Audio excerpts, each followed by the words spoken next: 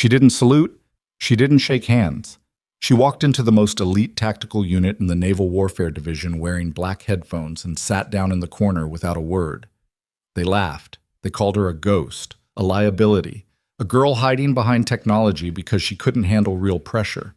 Commander Ethan Cross signed her transfer order on a Tuesday. By Friday, his entire SEAL team was blind, trapped, and losing a simulation they should have won in their sleep. And the woman they threw away? She had already told them it was coming, every single warning. Before we go further, if you're new here, hit subscribe right now. This channel is where stories like this live, the ones that make you question everything you thought you knew about strength, silence, and who actually saves the day. Drop a like and tell me in the comments, what city and country are you watching from? I want to see how far this story has traveled. Now, let's begin.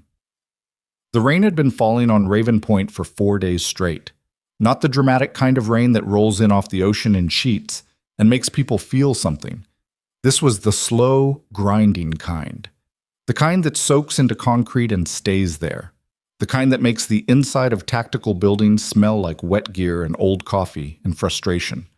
The kind of weather that finds every crack in a person's patience and pries it open. Inside the main operations building of Raven Point Naval Warfare Center, the briefing room was lit by overhead fluorescents that buzzed at a frequency most people stopped noticing after the first week. The walls were covered in tactical maps, cable runs, and laminated procedural charts that nobody had updated in 8 months. A long table dominated the center of the room. Around it sat 7 men who had, between them, survived 4 combat deployments, 2 failed helicopter extractions, 1 hostage rescue that went sideways in ways the official report still didn't fully describe, and more training cycles than any of them wanted to count. They were SEAL Team Kestrel, specifically the tactical element known as Kestrel 6. They were very good at what they did, and they knew it, and on most days that confidence was not arrogance. It was the product of genuine competence earned through genuine suffering. But on some days, and this was becoming one of them, that confidence curdled into something harder and less flexible, something that looked a lot like closed-mindedness dressed up in military bearing. Ethan Cross stood at the head of the table. He was 41 years old, built like someone had assembled him from purpose rather than biology, and he had a face that had long since stopped performing any emotion it didn't actually feel. He was running through the operational brief for the upcoming coastal exercise, Blackwater Ridge Scenario 4, a night infiltration exercise that involved 3 separate communication checkpoints, a mock extraction under radio silence, and a simulated opposing force that, according to the training coordinator's notes, had been upgraded this cycle to include electronic warfare capabilities. Kestrel 6, Ethan said, tapping the map with 2 fingers. Insertion at 2100, primary comms on Tactical Channel 7, backup on Channel 12. We have a 2-hour window before the OPFOR rotation. Questions? Master Chief Ryan Mercer leaned back in his chair. He was the kind of man who had been in the teams long enough that his silence in a room carried weight. And he knew it, and he used it. Not cruelly, exactly, but casually, the way some people used height. What about the interference analysis? Same analyst as last time? New one, Ethan said. She arrived Monday. That landed the way it was meant to. The slight pause, the slight adjustment in posture around the table. She, said Petty Officer Dante Reyes, not as a question. He was 27, the youngest man at the table, and he had the unfortunate habit of saying out loud the thing everyone else was only thinking. Specialist Lena Voss, Ethan said, Communications and Signal Intelligence, posted from Fort Alcott. She'll be our technical analyst for this rotation. Fort Alcott, Ryan said. That's signals work, surveillance, not field. She's not going in the field, Mercer. She's running the communications overlay from ops. I'm just saying. I know what you're saying. There was a brief silence in which everything that wasn't said moved around the room like weather. Where is she? Asked Corpsman Jesse Hale, genuinely curious, glancing toward the door. Ethan nodded toward the far corner of the briefing room. They all turned. She was there. She had been there the entire time, sitting at a secondary workstation against the back wall, facing 2 monitors, wearing a pair of matte black over-ear headphones that looked like they cost more than the government-issued radios sitting in the equipment cage 3 rooms over. She had a yellow legal pad on her left and a half-eaten protein bar on her right, and she was typing something with the focused, rhythmic precision of someone who had learned long ago that the fastest way to not be bothered was to simply appear unavailable. She had not looked up once. "Has she been here the whole time?" Dante asked. "Since 0600, Ethan said. "She didn't," Dante started. "No, she didn't." Ryan made a sound in the back of his throat that was not quite a laugh, and not quite contempt, but lived in the neighborhood between the two. "Great," he said. "That's great." Her name was Lena Voss, and she was 34 years old, and she was not from Fort Alcott. Fort Alcott was the most recent entry on a personnel file that was, in certain classified sections, substantially more interesting than what Raven Point's command staff had been given access to. The unclassified version described her as a GS-12 communication specialist with 8 years of Department of Defense service, cross-trained in radio frequency analysis and electronic surveillance, currently assigned to Fleet Tactical Support. All of that was true. None of it was complete. What was also true and not visible in the version of her file that Ethan had read was that Lena Voss had spent 3 years attached to a joint special operations task force in a role that officially didn't exist, doing work that officially hadn't happened, in places that were officially still classified. She had sat in the back of vehicles and the corners of rooms and the basements of forward operating bases, listening, just listening. And what she heard, translated through the analytical framework she had spent a decade building, had on at least 4 documented occasions, 4 that anyone had chosen to document, allowed teams to avoid contact with enemy elements that would otherwise have killed people. She didn't talk about this. She didn't talk about much. It wasn't a performance of modesty or a calculated professional strategy. It was simply who she was. Lena Voss had grown up in a house where silence was a survival mechanism. A father who worked nights, a mother who was easily startled, a childhood spent navigating the specific acoustics of a family that communicated primarily through implication. She had learned early that most information was available if you stopped generating noise long enough to hear it. Most people, in her experience, never stopped. They filled every available space with their own frequency and then complained they couldn't figure out what was happening around them. She had tried, in the early years of her career, to explain this. She had attended unit introduction briefings, participated in team dinners, made the effort to connect in the ways that were expected. It had always felt like she was translating herself into a language she didn't quite speak fluently, and the effort was exhausting in a way that showed, apparently, and was inevitably misread as aloofness or superiority or some variety of attitude problem. She had stopped trying to explain approximately 6 years ago. She showed up. She did her work. The work spoke clearly enough for anyone who wanted to listen. Most people didn't. Raven Point was not, in that respect, different from anywhere else. The first time Ryan Mercer spoke directly to her was on Wednesday morning, 3 days after she arrived. He came into the ops room while she was running a frequency sweep on the coastal channel grid, cross-referencing against weather interference data and a set of anomaly reports she'd been compiling since Monday. He poured coffee from the communal machine in the corner, turned around, and stood there for a moment watching her work. "Hey," he said. She finished typing a notation, then looked up. "Mercer," he said, extending a hand in the particular way that men who are used to being the most physically imposing person in a room extend a hand. Not aggressive, exactly, but calibrated to establish something. She shook it. "Voss? You been running signals all morning?" "Yes." He waited for more. There wasn't any. "Find anything interesting?" She considered the question in a way that was probably slightly too long, though she wasn't doing it to be difficult. She was actually deciding how to answer. "Some interference patterns on the coastal band," she said. "Possibly weather. Possibly not." "Possibly not," he repeated. "That specific?" "Not yet." He took a sip of his coffee. "You know we've done this exercise 12 times, right? Same corridor, same channels. Team knows that coastline." "I'm sure they do." "I'm just saying, the interference stuff. We've seen it before. It's always weather. The coast does weird things to radio." "Yes," Lena said. "It does." He waited again for something more, something that would make this feel like a conversation rather than a series of responses. "You from Signals originally?" he asked. "Or did you start somewhere else?" Signals, she said. You like it? She thought about the question. Yes. Ryan Mercer nodded slowly, in the way of a man who has decided something. Okay, he said. Good talk. He took his coffee and walked out. She put her headphones back on. What she was hearing through those headphones was not music.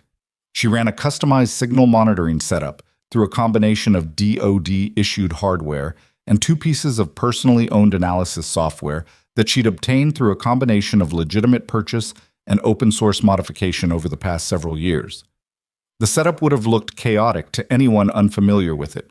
3 separate feed inputs, a custom EQ panel, a spectral analysis display running on the secondary monitor, and a physical notebook where she recorded anomalies by hand because she had learned, after a receiver failure in a forward base in a year, and plays she didn't discuss, that digital logs could disappear. What she was hearing, specifically, was the coastal frequency band that Kestrel 6 would be operating on during the upcoming exercise. She was hearing it in layers: the surface weather interference, the baseline maritime traffic, the training facility's own radio emissions, and beneath all of that, something that had been bothering her since Tuesday: a pattern. It was subtle. It appeared at irregular intervals. Not random, but spaced in a way that didn't match any of the cataloged interference signatures she'd seen in the Raven Point historical data. It was approximately 3 to 4 seconds of signal distortion, appearing at 60 to 90-minute intervals, always in the same frequency range that Kestrel 6's backup communication channel occupied. It might be nothing. It might be a malfunctioning buoy transmitter somewhere in the coastal grid, or a vessel with a faulty radio bouncing signals off the ridge, or any of a dozen mundane explanations. But it might not be. She had been in enough places where might not be turned out to matter that she took it seriously. On Wednesday afternoon, she wrote up her initial findings in a report and filed it through the standard channel. She noted the anomaly, described its pattern, flagged the specific frequency range, and recommended that Kestrel 6's operational comms package include a contingency protocol for potential disruption of backup channel 12. The report was read by the Raven Point Duty Communications Officer, who noted it and filed it, and was not forwarded to Ethan Cross or anyone on Kestrel 6. She didn't know this yet. Thursday was when the real trouble started. She arrived at the ops room at 05:45 and spent the first hour running a secondary sweep, during which the anomalous pattern appeared twice. The intervals were closer together. That was new. At 0800, Kestrel 6 had a pre-exercise briefing in the main room. She was present. She sat in her corner.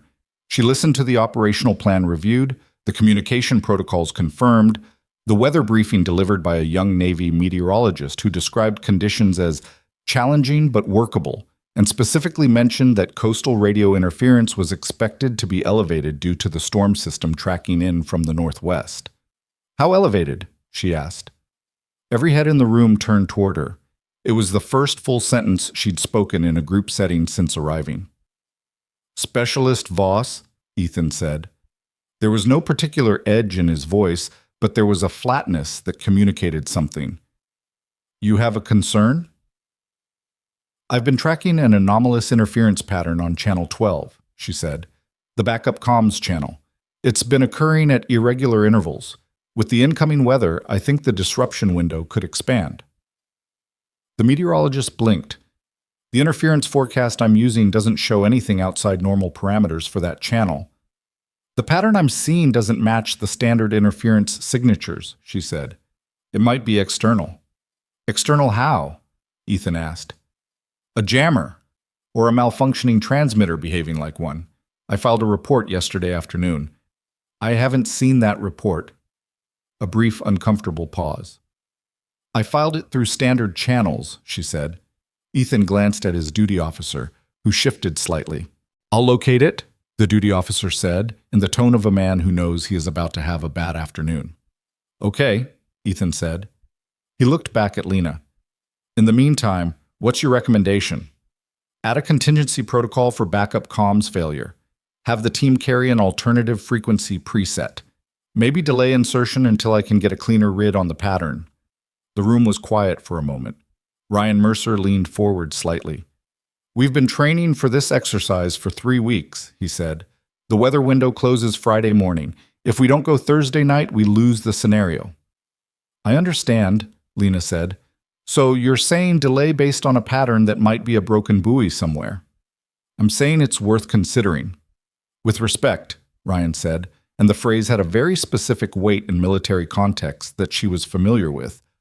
Our comms team has run this corridor before. The backup channel has always performed.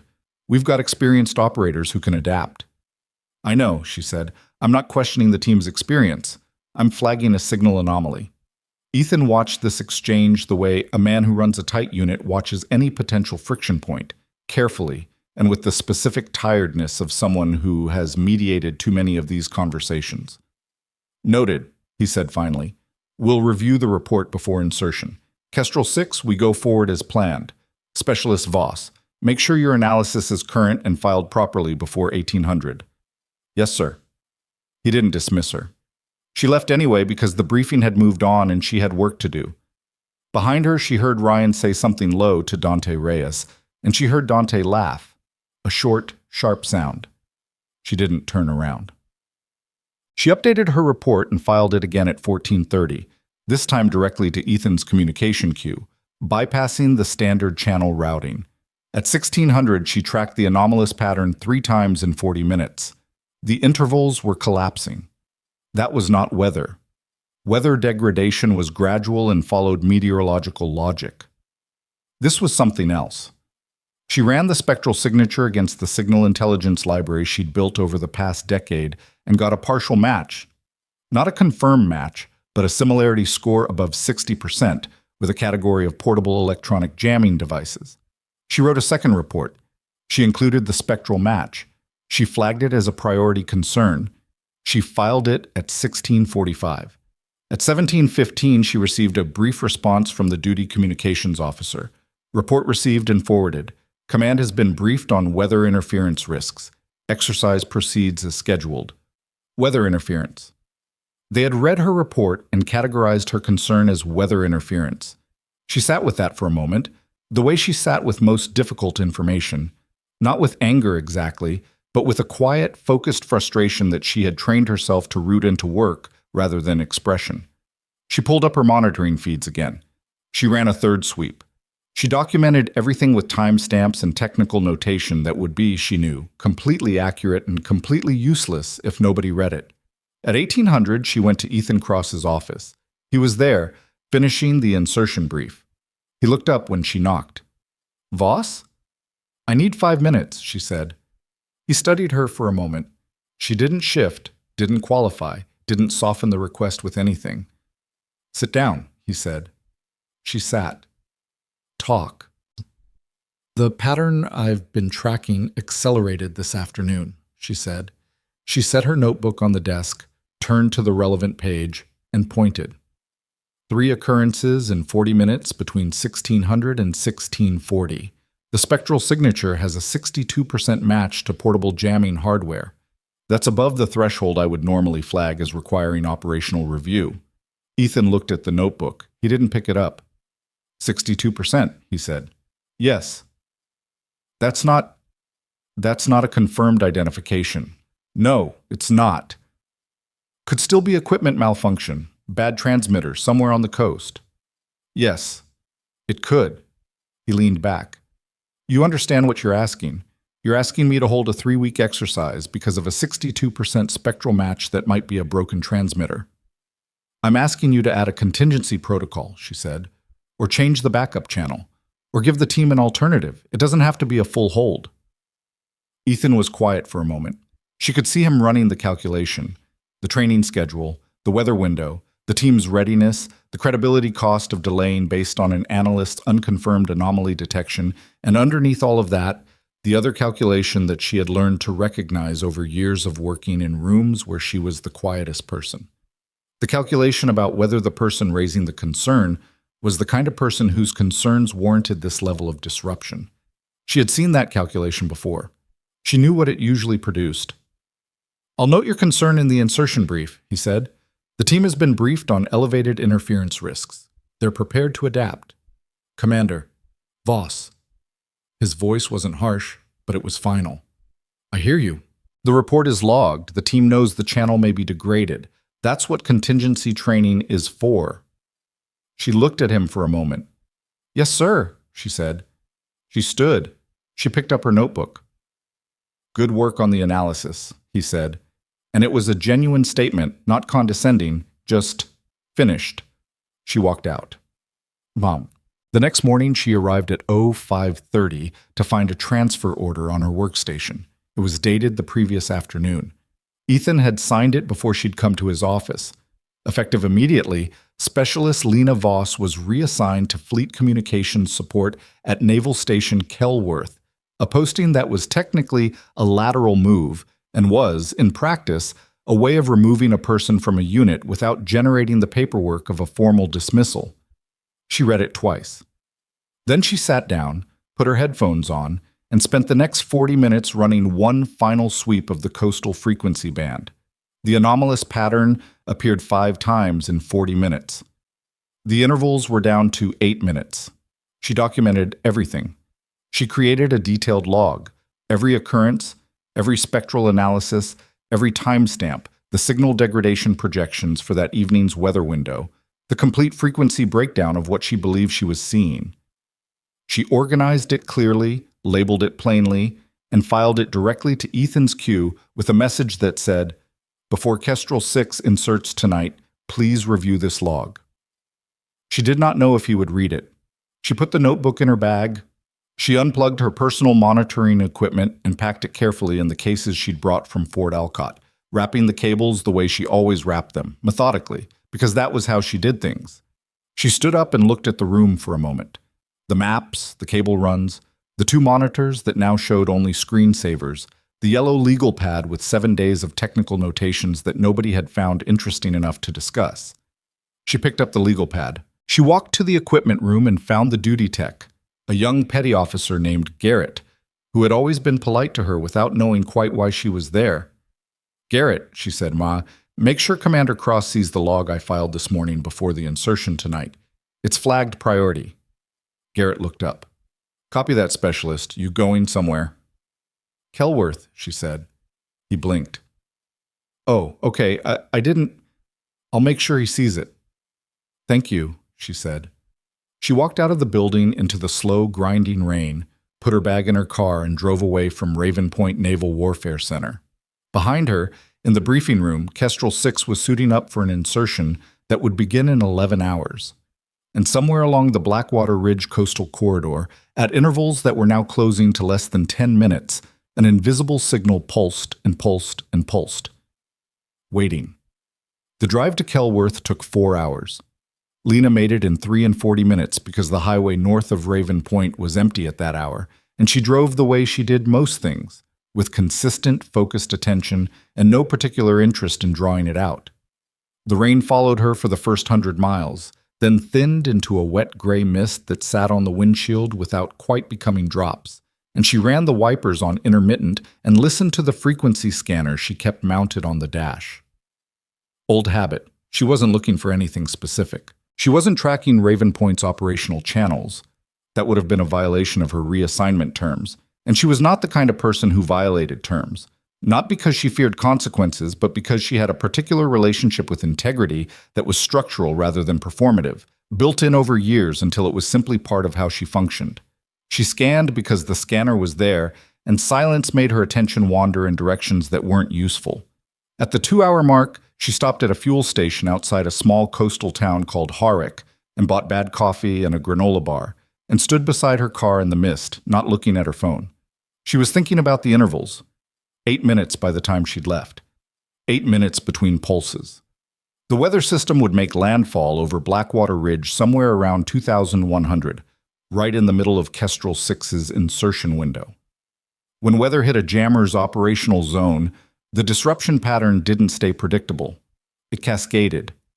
What was 8 minutes of interference could become continuous in the right atmospheric conditions. She drank her coffee.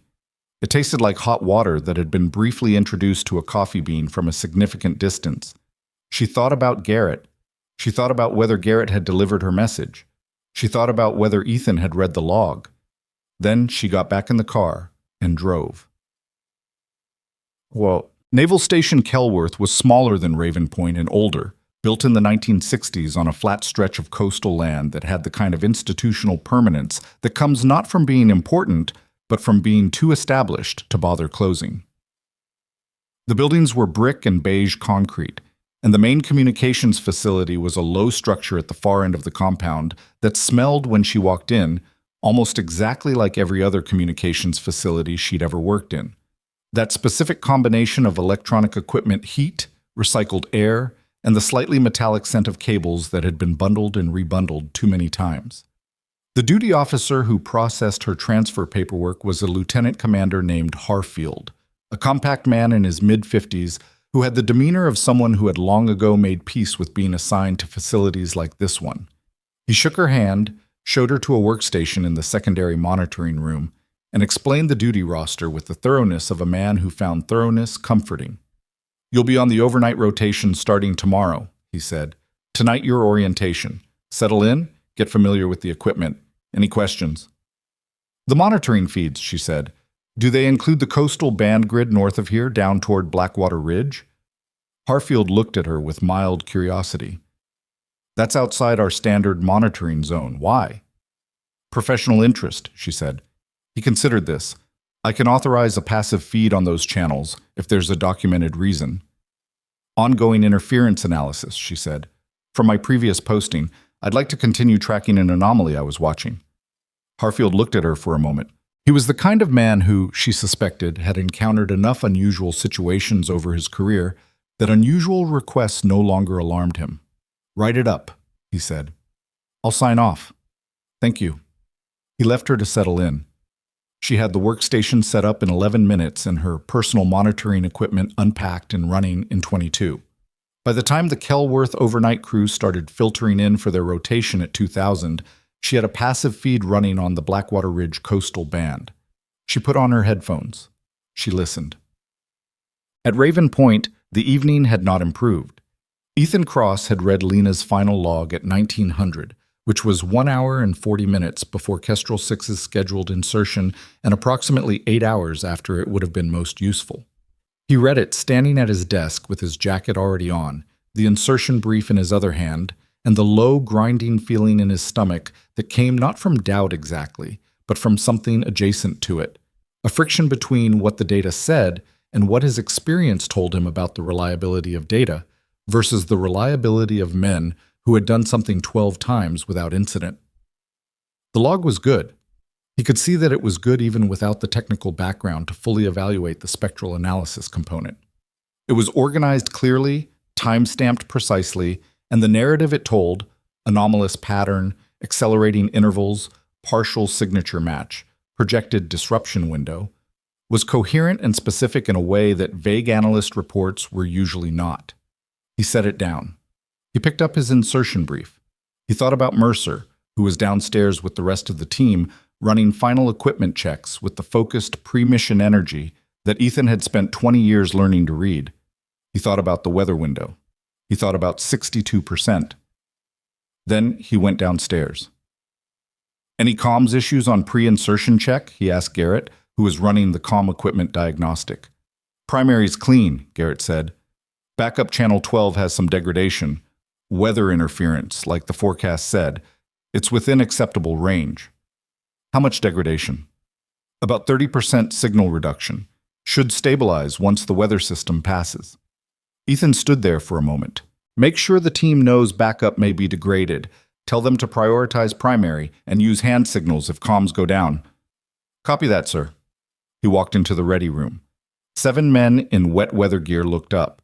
The room had that particular energy, quiet, contained, the kind of stillness that was the opposite of calm because it was so precisely controlled. "Backup comms may be degraded tonight," Ethan said. "Weather's hitting the channel. Primary should hold. If you lose comms, fall back to contingency 2. Hand signals, visual markers, rally point, Bravo." "Questions?" Nobody asked questions. "Kestrel 6, Ethan said. Move out!" Bam! It was Ryan Mercer who first noticed something was wrong. Not because of the radio. The radio was still working, technically, at that point. Primary channel held through insertion, held through the first movement along the coastal ridge trail, held through the first checkpoint where they stopped and listened to the wind hammering through the scrub pine and the ocean doing whatever the ocean did in a storm, which was mostly be loud and indifferent. What Ryan noticed was the sound. He'd been doing this long enough that the difference between ambient noise and wrong noise was something his body registered before his brain caught up. And there was something in the frequencies tonight, not a sound exactly, more like a texture. A quality to the static that sat under the wind that felt different from weather. He couldn't have articulated it precisely. He filed it in the back of his head and kept moving. The first communication problem surfaced at 2147. Reyes, on point 30 meters ahead, keyed his radio. Kestrel 6, actual. Position check. Static. A long, distorted burst of nothing. Then, copy. Position. Fragmented and gone. Reyes stopped. He looked back at Ryan, who held up a fist. The team froze. Primary's cutting out, Ryan said quietly. Petty Officer Marcus Webb, their communications specialist, moved up and checked his equipment. Signal's there, but it's being pushed. Something's sitting on the frequency. Weather? Webb hesitated. Maybe. Feels more, deliberate. Switch to backup. Webb switched. Channel 12 came up with a wall of static so thick it was almost physical. Not degraded, not reduced, but buried. Whatever had been at 30% reduction an hour ago was now approaching 0. Backup's gone, Webb said. His voice was professionally flat, but Ryan could hear the thing underneath it. Ryan keyed his radio on primary, knowing it was compromised, talking anyway because they needed command to know. Kestrel base, Kestrel 6. Primary degraded, backup gone. We are operating without comms. Acknowledge. The response was noise. Mats. At Kelworth, Lena heard it. She heard it because she was listening. Because she had been listening since she set up the feed at 2015. Because the intervals on the anomalous pattern had dropped to 6 minutes by 2100 and then to 4 by 2130. And had then, at 2144, stopped being intervals at all and become something continuous, a sustained signal disruption running across both the primary and backup tactical channels that Kestrel 6 was using, filling them with precisely calibrated interference that would be almost indistinguishable from severe weather degradation to anyone who wasn't looking for the specific spectral signature she'd spent a week documenting. She pulled off one ear of her headphones and grabbed the phone on her workstation. She called Raven Point Operations. It rang 7 times. The overnight duty officer picked up, a voice she didn't recognize. Raven Point Ops. This is Specialist Voss, previously assigned to your Tactical Communications Unit. I need to speak with Commander Cross immediately. A pause. Specialist Voss, you've been transferred. I'm aware of that. I need Cross now. This is regarding Kestrel 6's current insertion. Commander Cross is monitoring the exercise. He's in the operations. Then get him to a phone. Right now, please. Another pause, longer. She could hear the duty officer deciding whether this constituted an emergency or a breach of reassignment protocol, or some combination of both. Hold, he said. She held. The feed in her headphones kept running. She watched the spectral display on her monitor. The interference signature was stable and sustained. No fluctuation, no weather pattern variation. Machines didn't generate interference like that. Weather didn't generate interference like that. What generated interference like that was a device with a power source and a purpose, sitting somewhere in the Blackwater Ridge corridor, doing exactly what it had been designed to do. The hold music at Raven Point was a recording of someone's radio playing country music somewhere near the phone. She listened to 15 seconds of it before the line clicked. Cross? His voice was tight in a way that told her he already knew something was wrong. Commander, she said, your team has lost comms. A beat. How do you know that? I'm monitoring the coastal band from Kelworth. Both channels are compromised. It's not weather. The spectral signature matches what I flagged in my report. The interference source is active and it's covering your team's entire operational corridor. a silence that was different from his other silences. How long has it been sustained? Approximately 14 minutes of continuous coverage. Intervals collapsed completely around 2,144. She heard him exhale, not loudly, but audibly. What's the source location? I can't pinpoint it remotely. I don't have the triangulation equipment here. But based on the signal strength and the coverage pattern, I'd estimate somewhere in the ridge sector between checkpoint 2 and the extraction point. That puts it right in the middle of your team's movement corridor. Okay. His voice had shifted into the mode she recognized from commanders who were good at what they did, the mode where the calculation had been made and the result filed and now you just moved. What else? The OP4 in this exercise, were they briefed on electronic warfare capabilities this cycle? The training coordinator updated them, yes. So they know your team is blind. A longer silence. Yes, Ethan said. Then you need to get people to your team's last known position. They're going to hit the ambush without being able to call for abort. I know. He paused. Voss. I'll keep monitoring, she said. If anything changes on the signal, I'll call back immediately. Thank you. He said it directly, without cushion. Then the line went dead. She put both sides of her headphones back on. The ambush hit Kestrel 6 at 2203. It wasn't subtle. The training OPFOR at Raven Point had been upgraded this cycle, specifically to test response to electronic warfare conditions, and they'd done their homework. They'd moved into position using the communication blackout window, established a 4-point containment along the ridge trail, and waited with the patient competence of people who had been told exactly how long they'd have before the team adapted. The first flash came from the left. Training arc lights, bright enough to simulate muzzle flash, equipped with impact sensors that logged theoretical casualties. Ryan caught it in his peripheral and dropped, pulling Webb down by the collar, both of them into the wet scrub and mud as the lights started popping around them. Contact left! Someone, Reyes probably, called it, even though calling it was almost pointless because they couldn't relay it anywhere. The team broke into their defensive formation on instinct. That was the training talking. 12 cycles of this corridor, this exercise, this movement. Their bodies knew what to do without the radio telling them. They fell back to cover positions, distributed across a 30-meter arc of ridge trail, and the simulated engagement played out with the professional competence of a very good team operating under significant disadvantage. But the disadvantage was real. 2 operators took impact sensor hits in the first 90 seconds.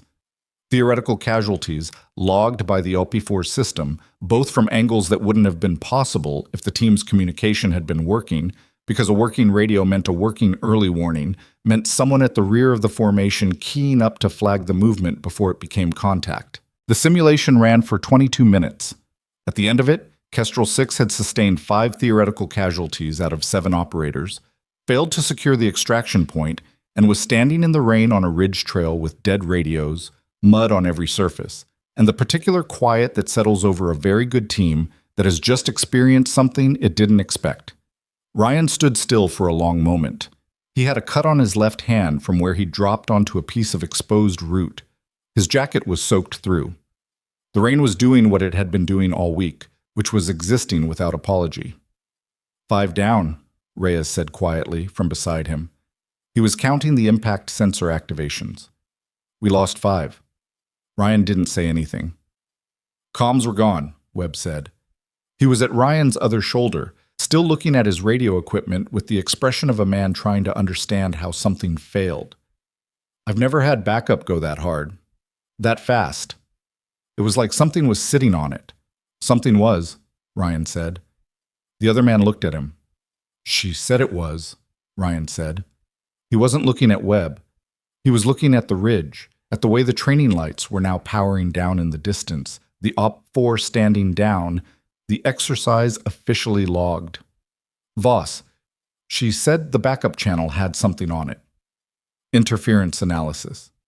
She said it might be a jammer. Ryan exhaled. I told her it was probably a buoy. Webb didn't respond to that. The rain kept falling. Check. Ethan Cross was in the operations room when the after-action log came in from the exercise coordinator. He read the casualty count without expression. He read the communication failure timeline.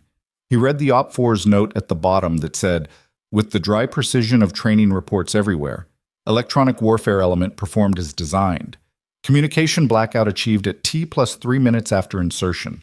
Team response noted as competent under the circumstances." Under the circumstances. He put the report down on the table. The room was quiet. The overnight duty team was there, but giving him the particular kind of space that people gave commanders who were in the middle of processing something they'd rather process without an audience. Harfield pulled up Lena's original report on his screen. The first one. The one filed through standard channels on Wednesday afternoon that had been read by the duty communications officer and filed without being forwarded. He read it. Then he read the second one, filed directly to Ethan's queue on Thursday morning. Then the final log she'd filed before leaving. The one he'd read standing with his jacket on at 1900. He sat with all of it for a moment. Then he opened a separate search, not for the unclassified version of Lena Voss's personnel file, which he'd seen before, and which said what it said about Fort Alcott and fleet communications support. He opened a request for the full record, the version that required his command-level clearance and a documented operational need. The operational need was documented. The request went through. He got the result at 01:45 sitting at his desk while Kestrel 6 was on its way back to the facility for debrief. He read it slowly. He read it twice. The Joint Special Operations Task Force Attachment.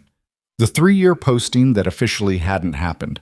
The 4 documented incidents, and the word documented was doing a lot of work there because the notation next to each one said undocumented additional incidents exist and have been reviewed at higher classification level, in which her signal analysis had, according to the assessment language used, provided critical advance warning that materially affected team survivability. Materially affected team survivability. He sat back in his chair. The fluorescent lights buzzed at their same frequency. Outside, he could hear vehicles on the compound road, Kestrel 6 arriving, doors, boots on wet pavement, the low sounds of a team coming down from a bad night. He thought about the moment in his office when she'd sat across from him and said, "I'm asking you to add a contingency protocol," and he had heard it and evaluated it and decided it didn't outweigh the weight of 12 successful cycles and a team that needed to run its exercise. He thought about Ryan's face when Ryan came in from the ridge. He pulled his desk phone toward him and sat with it for a moment. Then he dialed Kelworth. It was 01:52 when the phone rang at her workstation. She'd been awake. She'd been awake since she arrived and had not particularly expected to sleep, which was fine. The overnight rotation at Kelworth was quiet, and the monitoring work kept her hands busy, and the interference signal at Blackwater Ridge had finally begun degrading around 2340, consistent with the device being switched off rather than a weather pattern clearing, which was one more data point she had logged and timestamped and would not be sharing with anyone tonight unless asked. She picked up the phone. "Voss? It's Cross." She waited. "We got the after action," he said. 5 theoretical casualties. Communication failure began at T plus 3. "I heard it happen," she said. "The continuous interference started at 2144. The OP4 would have been in position by 2150 at the latest." A silence that was the specific kind of silence that came from a man who was not accustomed to admitting things and was in the process of doing it anyway. "Your analysis was correct." "Yes. I should have acted on your report differently." She didn't say anything, not because she was being cold and not because she disagreed. It was simply that there wasn't anything useful to add to the statement. It was accurate. She wasn't going to argue with it or comfort it away. "I want to request your return to Raven Point," Ethan said. "I'll file the paperwork in the morning. It'll need command approval. The transfer was processed and the reassignment is official, but I can make the case." "On what grounds?" "On the grounds that I made a personnel decision based on team culture factors, and I discounted a specialist's analysis that turned out to be operationally critical." He paused. "On the grounds that I was wrong." She looked at her monitoring feed. The Blackwater Ridge channels were quiet now, the interference gone, just ordinary weather noise and the residual static of a coastal band after a storm. Clean, unremarkable, like nothing had happened. "It might take a few days to process," she said. "Probably. I'll be here." "Voss," he said. The log you filed before you left, the full spectral analysis. I'm going to need that reviewed by our signals team, and I'd like your input on the source identification. Whoever was running that device, it wasn't the OP4. The OP4's electronic warfare package was on site, coordinated with the training coordinator. What you were tracking started before they activated. She straightened slightly. I know. So do I, Ethan said, which means there was a third element in that corridor tonight that we didn't put there. The line was quiet. Get some sleep, he said. Or don't. I suspect you won't, but I'll have someone call you in the morning. Yes, sir. And Voss. He paused. Thank you for calling tonight. You didn't have to. She thought about the 8-minute intervals collapsing to 4, the 40-minute sweep, the 5 occurrences in 40 minutes. The legal pad. Garrett's face. No, she said. I did. She hung up. She turned back to her monitors and pulled up the archived spectral data from the night's interference event. She laid it against her library of known signal signatures, not the 62% partial match from before, but the full sustained event, which had generated a much richer dataset. She ran the comparison. The match came back at 89%. Not a broken transmitter, not a malfunctioning buoy, not weather.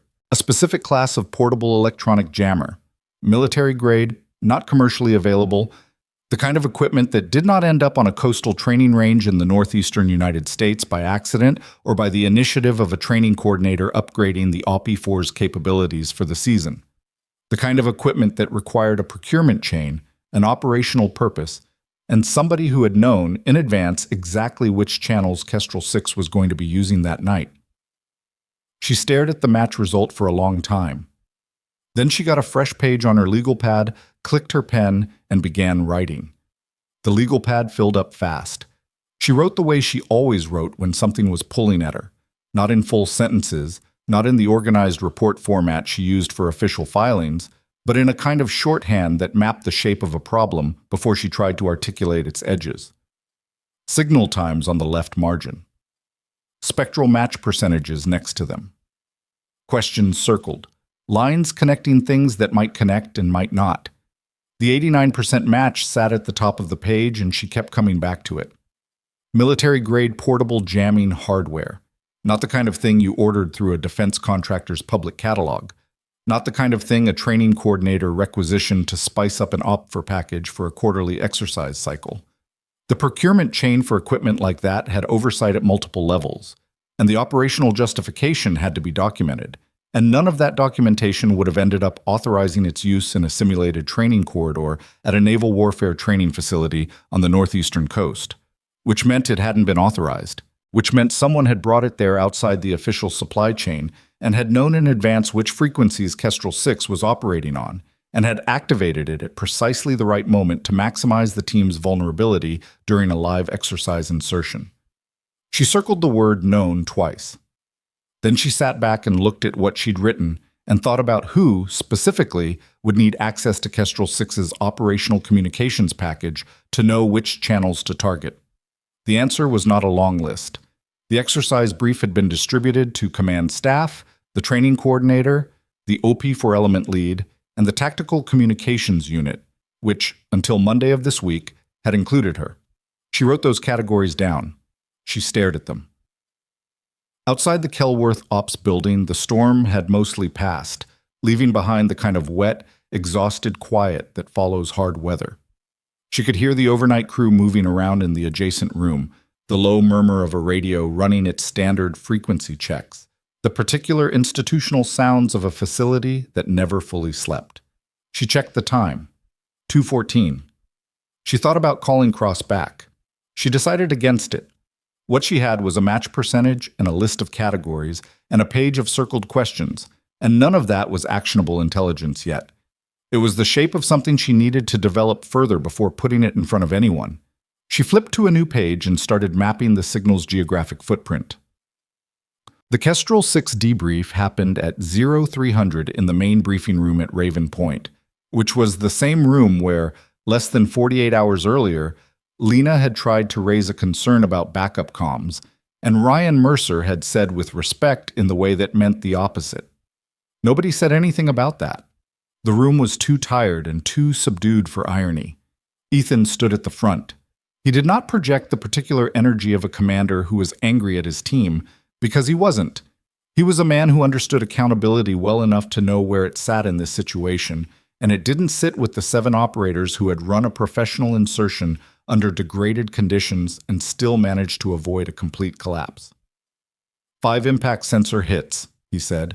Comm failure at T+3. OPF for established containment using the blackout window. He paused. This was not a performance failure. This was a capability gap that we did not adequately prepare for. Ryan Mercer was sitting at the table with mud still in the creases of his jacket collar and a field dressing on his left hand that someone had put on the cut from the root. He was looking at the table. The interference on the channels tonight was not weather, Ethan continued. The communication failure was caused by an external signal source that our analysis team had been tracking before the insertion. The analysis flagged it. I made the call to proceed. That's on me. The room was quiet in a specific way, the quiet of men absorbing something uncomfortable. There's a second issue, Ethan said. The external signal source was not part of the OP4 package. The training coordinator has confirmed that their electronic warfare element activated at 2200, 13 minutes after the initial interference began. Whatever was running on that channel at 2144 was not ours. Webb, the comms specialist, looked up. Not ours how? Not part of this exercise, not authorized, not from our training equipment. Another kind of quiet. Someone else was in the corridor, Reyes said. That's what the data suggests. Ryan looked up from the table for the first time. His face had the expression of a man recalibrating something. Who had access to our channel assignments? That's what we're looking at, Ethan said. I need everyone's equipment secured and logged tonight. Nothing gets handled or adjusted until our signals team has gone through it. Any questions? Dante Reyes raised a hand slightly, which was a habit left over from somewhere, and which he did without seeming to notice. The analyst. Voss. She was tracking this? Yes? And you transferred her. Not a question, not accusatory exactly, just stated. Ethan met his eyes. Yes, he said. I did. Another silence. She called from Kelworth during the exercise, Ethan said. She was still monitoring. Nobody said anything to that. Ryan looked back down at the table. The cut on his hand was a small thing, barely worth addressing, but he kept looking at it. What? The call came to Kelworth at 0820, not from Ethan Cross, from a man who introduced himself as Special Agent Douglas Farr, Naval Criminal Investigative Service, currently operating out of the regional field office 2 hours south. His voice was professional and even, and carried the particular quality of someone accustomed to conversations where he held more information than the person he was speaking to. Specialist Voss, he said, I understand you were running a signals monitoring operation on the Blackwater Ridge coastal band last night. Yes.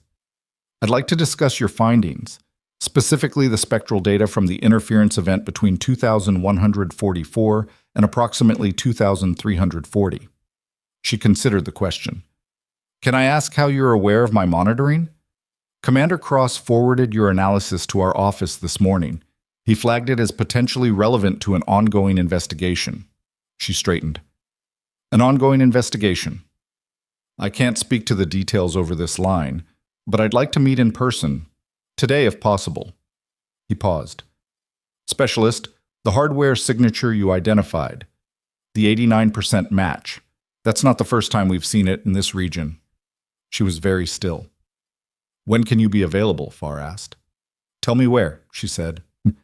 They met at a DoD facility 40 minutes south of Kelworth, a small regional office that was officially part of the Coastal Defense Coordination Network and was practically the kind of anonymous institutional space that could have been a DMV or an insurance company if you removed the badge readers. Farr was a compact man in his early 50s with a gray suit and the face of someone who spent a lot of time in fluorescent light. He had a colleague named Specialist Investigator Priya Nath, who said little and took notes with the focused efficiency of someone who had learned that the person taking notes was often the most important person in the room. They gave Lena a table, a chair, and a cup of coffee that was better than the Harwick fuel station had been, and Farr sat across from her and opened a folder. "The hardware signature you identified," he said. "MJ7 series portable jammer. Decommissioned from military inventory in 2019. Supposed to have been disposed of through the standard demilitarization process." He turned the folder to face her. Inside was a spectral analysis printout. Not hers, something older. "This is from an incident 14 months ago. Naval exercise facility on the south coast. Team lost comms during a night insertion. The interference was attributed to weather." Lena looked at the printout. She looked at the signature pattern. "Same device?" she asked. "Same class, possibly same unit. We haven't been able to confirm that yet. The 14-month-old sample is degraded." He paused. "There was a second incident 8 months ago. Similar profile, different facility, different team, different exercise. Also attributed to weather." She set the printout down. 3 incidents. That we know of. The first 2 weren't flagged as anomalous at the time. Weather attribution held. Your analysis last night is the first time anyone ran the spectral comparison and got a match. She thought about the 62% match she'd filed on Wednesday and the duty communications officer who had read it and categorized it as weather interference and moved on. "I flagged it at the first facility," she said. "The match percentage was lower then, 62% on the pre-event data. It wasn't acted on." Farr looked at her steadily. "I know," he said. "I've read your reports from Raven Point." "All of them?" "All of them." He folded his hands on the table. "Specialist Voss, I want to be direct with you. The fact that you identified this signature, that you were persistent enough to generate the data we now have, that puts you in a position where I need your continued involvement. Specifically, I need your expertise on the signal analysis side of what we're building." "Building," she said. "A case. We believe these 3 incidents are connected. We believe the hardware came from a specific source and is being used for a specific purpose that goes beyond disrupting training exercises." He paused. "The exercises in question, in all 3 incidents, involved teams that were, at the time of the interference event, about to run operations that had real-world intelligence implications. Not the exercises themselves. The teams. The Raven Point incident last night wasn't random. Kestrel 6 has a scheduled real-world deployment coming up." She looked at him. "In 11 days, Farr said. A coastal interdiction operation. The deployment brief was finalized 3 weeks ago." The room felt different. Not smaller exactly, but denser. "Who had access to the deployment brief?" she asked. "That," Farr said, "is the question." She drove back to Kelworth in a state that she would not have described as shaken, because shaken was not a word that matched her internal experience of things, but which was something. A quality of heightened attention, the monitoring circuits running faster than usual, information sorting and resorting itself in the background of every other thing she was doing. 3 incidents. 3 teams. 3 exercise windows used to probe or disrupt or test something, and all of them attributed to weather until she happened to be sitting in a secondary monitoring room at a reassignment posting with a passive feed running because she was, at her core, a person who kept watching even when she'd been told to stop. She thought about the deployment brief. 11 days. She thought about who had access to Kestrel 6's channel assignments. She thought about the list of categories she'd written in the margins of her legal pad. Command staff, training coordinator, Op for Element lead, tactical communications unit. She thought about the fact that she had been in that unit and then abruptly hadn't been, and about the timing, and then she set that thought aside because it was the kind of thought that could become pattern matching for its own sake if she wasn't careful about it. She called Cross from the road. He picked up on the second ring. "Voss?" "I met with Farr," she said. "I know. He called me after." A brief pause. "You understand what we're looking at?" "I understand the outline of it. I don't have enough data to understand the structure yet." NCIS is taking the lead on the investigation, but Farr wants you involved in the signals analysis component. He's going to formally request your attachment to the investigation team. Another pause. "That's going to require your transfer back to Raven Point to be processed first." "How long?" "I pushed it to priority processing this morning. 48 hours, maybe less. That leaves 9 days to deployment. Yes. She merged onto the coastal highway, watching the water in the distance through the passenger window, gray and flat in the post-storm light, unremarkable. Commander, the access question, channel assignments for last night's exercise.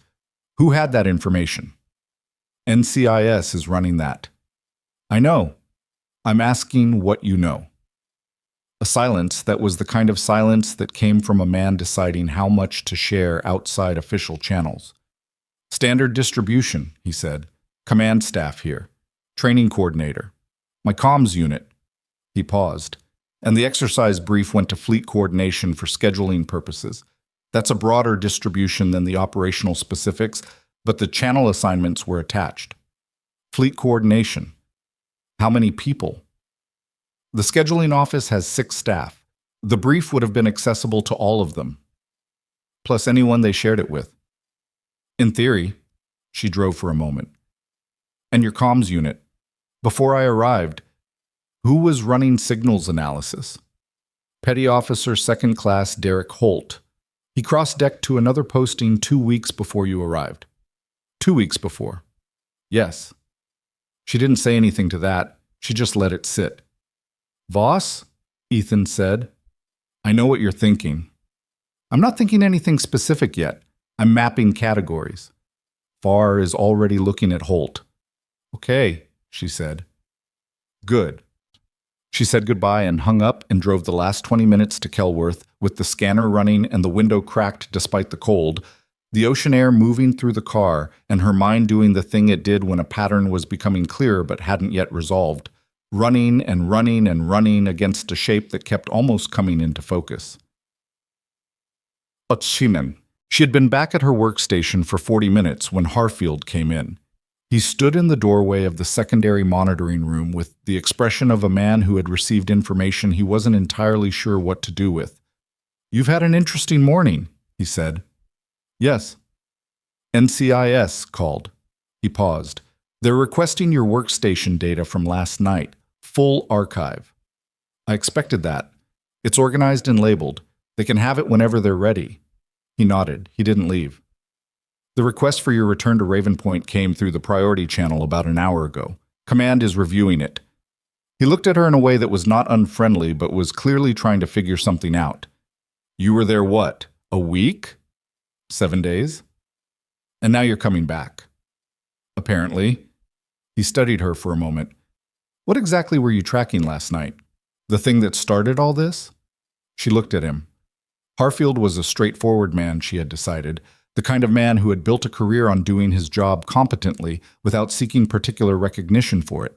She had some respect for that category of person. A signal, she said, that shouldn't have been there. And you spotted it because you were, what, listening? Yes. He thought about that. You were transferred off a posting, assigned here, and you spent your first night monitoring the band of the facility you just left. Yes. Why? She considered the question. Because the intervals were collapsing, she said. And I wanted to know what happened. Harfield stood there for another moment, processing this. Then he nodded, the nod of a man who had decided to simply accept something without fully understanding it. The archive is yours, he said. They'll be here at 1400 to collect it. He left. She turned back to her monitors and kept working. Well, Farr arrived at 1350 with Nath and a third person she hadn't met, a signal intelligence specialist from the NCIS Technical Division named Warren Chu, who walked into the room, looked at her monitoring setup, and immediately started asking questions that were actually good questions, which she appreciated. They spent 2 hours going through the archived data together. Chu pulled spectral overlays on the secondary monitor while she walked him through the event timeline, the interval collapse, the signature comparison methodology. Nath took notes. Farr watched with the focused attention of someone who understood enough to follow, but knew he was not the expert in the room. The 89% match, Chu said, looking at the comparison display. You ran this against what library? Personal archive, 12 years of signal documentation from various postings. He looked at her. You built a personal signal library. Yes. From scratch. The DoD library has gaps, she said. Decommissioned hardware, classified equipment that didn't make it into the standard reference set. I started filling them in because I kept running into signatures that didn't match anything in the official catalog. Chu looked at the display for another moment. This match quality, with the full sustained event data, this would hold up in a technical proceeding? Yes. The methodology is documented, the comparison parameters are standard, and I have time-stamped records of every step. Farr leaned forward. We're going to need you to formalize this analysis. Complete methodology documentation, chain of custody for all the data, the works. I can have a preliminary formalization done by tomorrow morning. That works? He looked at her. Specialist Voss, I want to talk about what comes next. The investigation into the source of the hardware and the access breach is NCIS's jurisdiction, and that's proceeding on its own track. But the Kestrel 6 deployment is still on the calendar. 11 days, 9 days now. He paused. The operational question is whether whoever placed that device in the corridor last night is going to try again. And if they do, the best early warning system we have is you. She looked at him. We'd like you operational at Raven Point before the end of this week, he said, integrated with Kestrel 6's communications team, with the authority to flag concerns directly to command without going through the standard filing chain. The standard filing chain is where my previous reports disappeared, she said. I know, Farr said. That's why I'm specifying it. She thought about Ethan's office, the 1900 conversation, the jacket already on, the calculation she had watched him run. I'll need full access to the coastal band monitoring, the exercise channel assignments, and the deployment brief, she said. And I'll need to be able to run my own equipment alongside the facility's standard monitoring setup. Granted. And if I flag something, it doesn't get filed, it gets acted on. Farr looked at her steadily. That's what Commander Cross has already agreed to, he said. In writing. She looked at him for a moment, then she nodded. What? The transfer approval came through at 1847. She read it on her workstation screen, a brief administrative document with Ethan's name and the NCIS authorization reference and the effective date, which was tomorrow. She read it once, then moved it to her filing folder and went back to the formalization document she was building. At 2100 she stopped, not because she was finished, but because she had reached the point of diminishing returns that came after a certain number of consecutive hours of focused work, where the thinking started to run in circles rather than forward. She made tea from a bag she found in the break room. It was not good tea, but it was hot, and sat in the secondary monitoring room with her feet up on the edge of the desk, which was something she would not have done if anyone else was there. She thought about the third incident, 8 months ago. A different facility, a different team, also attributed to weather. 3 incidents, and she was the first person to run the spectral comparison and get a match. That was not because she was uniquely capable, Chu had made clear he was capable of running the same comparison. It was because she'd had the data in her personal library and the instinct to keep looking after she'd been told, in various ways across the past week, to stop. She thought about what Farr had said. Not random. Kestrel 6 has a scheduled real-world deployment. She thought about the deployment brief and the 6-person scheduling office and Derek Holt, who had cross-decked 2 weeks before she arrived, and the category list on her legal pad, and the way patterns worked. Not dramatically, not with the clean logic of puzzle pieces clicking together, but gradually, the way a signal emerged from noise when you held it long enough. She put her feet down. She pulled the legal pad over and flipped to a fresh page. She wrote at the top, what did they know and when? Then she started beneath it, because the question wasn't rhetorical. It was the actual center of what needed to be answered before 9 days became 8, and 8 became 7, and Kestrel 6 got on a boat for a real operation on a real coastline with a real communications package that someone had already demonstrated. Once, they knew exactly how to kill. She drove back to Raven Point the next morning in the same slow rain. It had never really stopped. The entire northeastern coast seemed to be caught in some atmospheric argument that the weather system refused to conclude, and the highway between Kelworth and Raven Point was wet and gray and lined with pine trees that stood in the mist like they were waiting for something. She pulled through the Raven Point gate at 0840. The guard checked her credentials with the polite thoroughness of someone who had been briefed that she was returning, confirmed her name against a list, and waved her through. The compound looked exactly as she'd left it. That was the thing about institutional spaces. They absorbed the weight of whatever had happened inside them without showing it on the outside. Same buildings, same wet parking lot, same flag moving in the coastal wind. She parked in the same spot she'd used the week before. She sat in the car for a moment. Then she picked up her bag and her equipment cases and walked back into the building. Garrett was at the front desk. He looked up when she came in, and his face did something, not quite relief, not quite guilt. Somewhere between the two. "Specialist Voss," he said. "Garrett, He stopped. "I put your message in the queue. The morning you left. I made sure it went through." "I know," she said. "Thank you." He nodded. He looked like he wanted to say something else and then decided against it. She walked down the hallway toward the ops room. She passed 2 operators from Kestrel 6 in the corridor. She didn't know their names, had seen their faces at briefings. That was all. They stopped when they saw her. Not blocking her way, just stopped. One of them, a broad-shouldered man she thought she remembered as being called Ortiz, looked at her with an expression that was difficult to read and then gave her a single nod. The kind of nod that meant something. She nodded back and kept walking. The ops room door was open. She went in. Ryan Mercer was standing at the main table with a cup of coffee and a printed copy of the after-action report that had the particular look of a document that had been read more than once. He looked up when she came in. They looked at each other across the room. "Voss," he said. "Mercer." He set the report down. He looked at the table for a moment, then back at her. The cut on his hand had a small bandage on it now, cleaner than the field dressing from the night before last. "I told Cross it was probably a buoy," he said. "What you were tracking." "I remember." "That was—" He stopped. He was not, she suspected, a man who found this kind of thing easy. "That was wrong.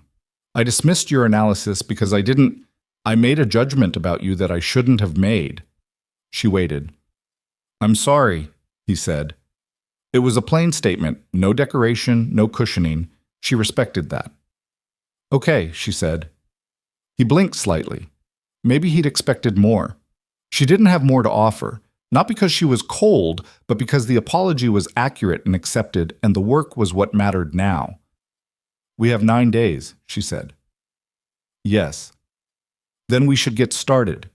She set her equipment cases down on the secondary workstation at the back of the room, the same one she'd occupied the week before, the corner position, the wall behind her, and began unpacking. Ryan watched her for a moment. Then he picked up his coffee and his after-action report and moved to a chair on the far side of the table, the side that faced her workstation, and sat down. He didn't say anything else, but he didn't leave either. She noted that, filed it somewhere. She plugged in her first monitor cable and started rebuilding her setup, methodical and efficient, the way she always did. And in the silence of the ops room at 0850, with the rain against the windows and 9 days on the clock, and something out there that had already found them once, she put on her headphones, and she started listening. The first thing she did was run a full baseline sweep of every frequency in the Raven Point operational band. Not because she expected to find something immediately. It was 0900 on a Thursday morning, and whatever had been running in the Blackwater Ridge corridor 2 nights ago was not going to be stupid enough to activate again this soon. She ran the sweep because she needed to establish a clean baseline, a documented record of what the band looked like under normal conditions at this facility, at this time of day, in this weather pattern. If something appeared later, she needed to know with precision what normal looked like, so she could define abnormal, in terms that would hold up when she had to explain it to someone who wasn't her. Ryan watched her set up from across the room for about 20 minutes, and then stopped watching, which she appreciated. He had work of his own. She could hear him on a phone call at the far end of the table. Something about logistics for the deployment, equipment manifests, the particular language of operational preparation that ran underneath everything else, at a facility like this one, like a constant low frequency. She had 3 monitors up by 0930, the primary running her spectral analysis display. The secondary showing the archived data from the Kelworth monitoring session, organized by timestamp and annotated in the notation system she'd been using for 12 years. The third running the Coastal Band live feed alongside the standard Raven Point operational monitoring output, split screen, so she could compare them in real time. Garrett came in at 10:00 with a mug of coffee he set on the edge of her workstation without comment, which she registered as a form of apology that was easier for him than words, and which she accepted for the same reason. At 10:15, Ethan Cross came in. He stood in the doorway for a moment. She caught him in her peripheral vision, but didn't look up from the spectral display because she was in the middle of a notation, and interrupting it would break the documentation continuity. He waited. She finished the notation, clicked save, and looked up. "Voss," he said. "Commander?" He came into the room and stood near her workstation without crowding it, which she noted as a change from the previous week, when he'd always conducted conversations from the other side of the room or from behind his desk. "How's the baseline looking?" "Clean so far. Nothing anomalous in the first sweep." She paused. "I want to run a passive monitoring protocol on the coastal band around the clock from here. Automated alerts for anything that matches the MJ7 spectral signature at above 50%. And I want a secondary alert threshold at 30% just to flag anything that warrants a second look.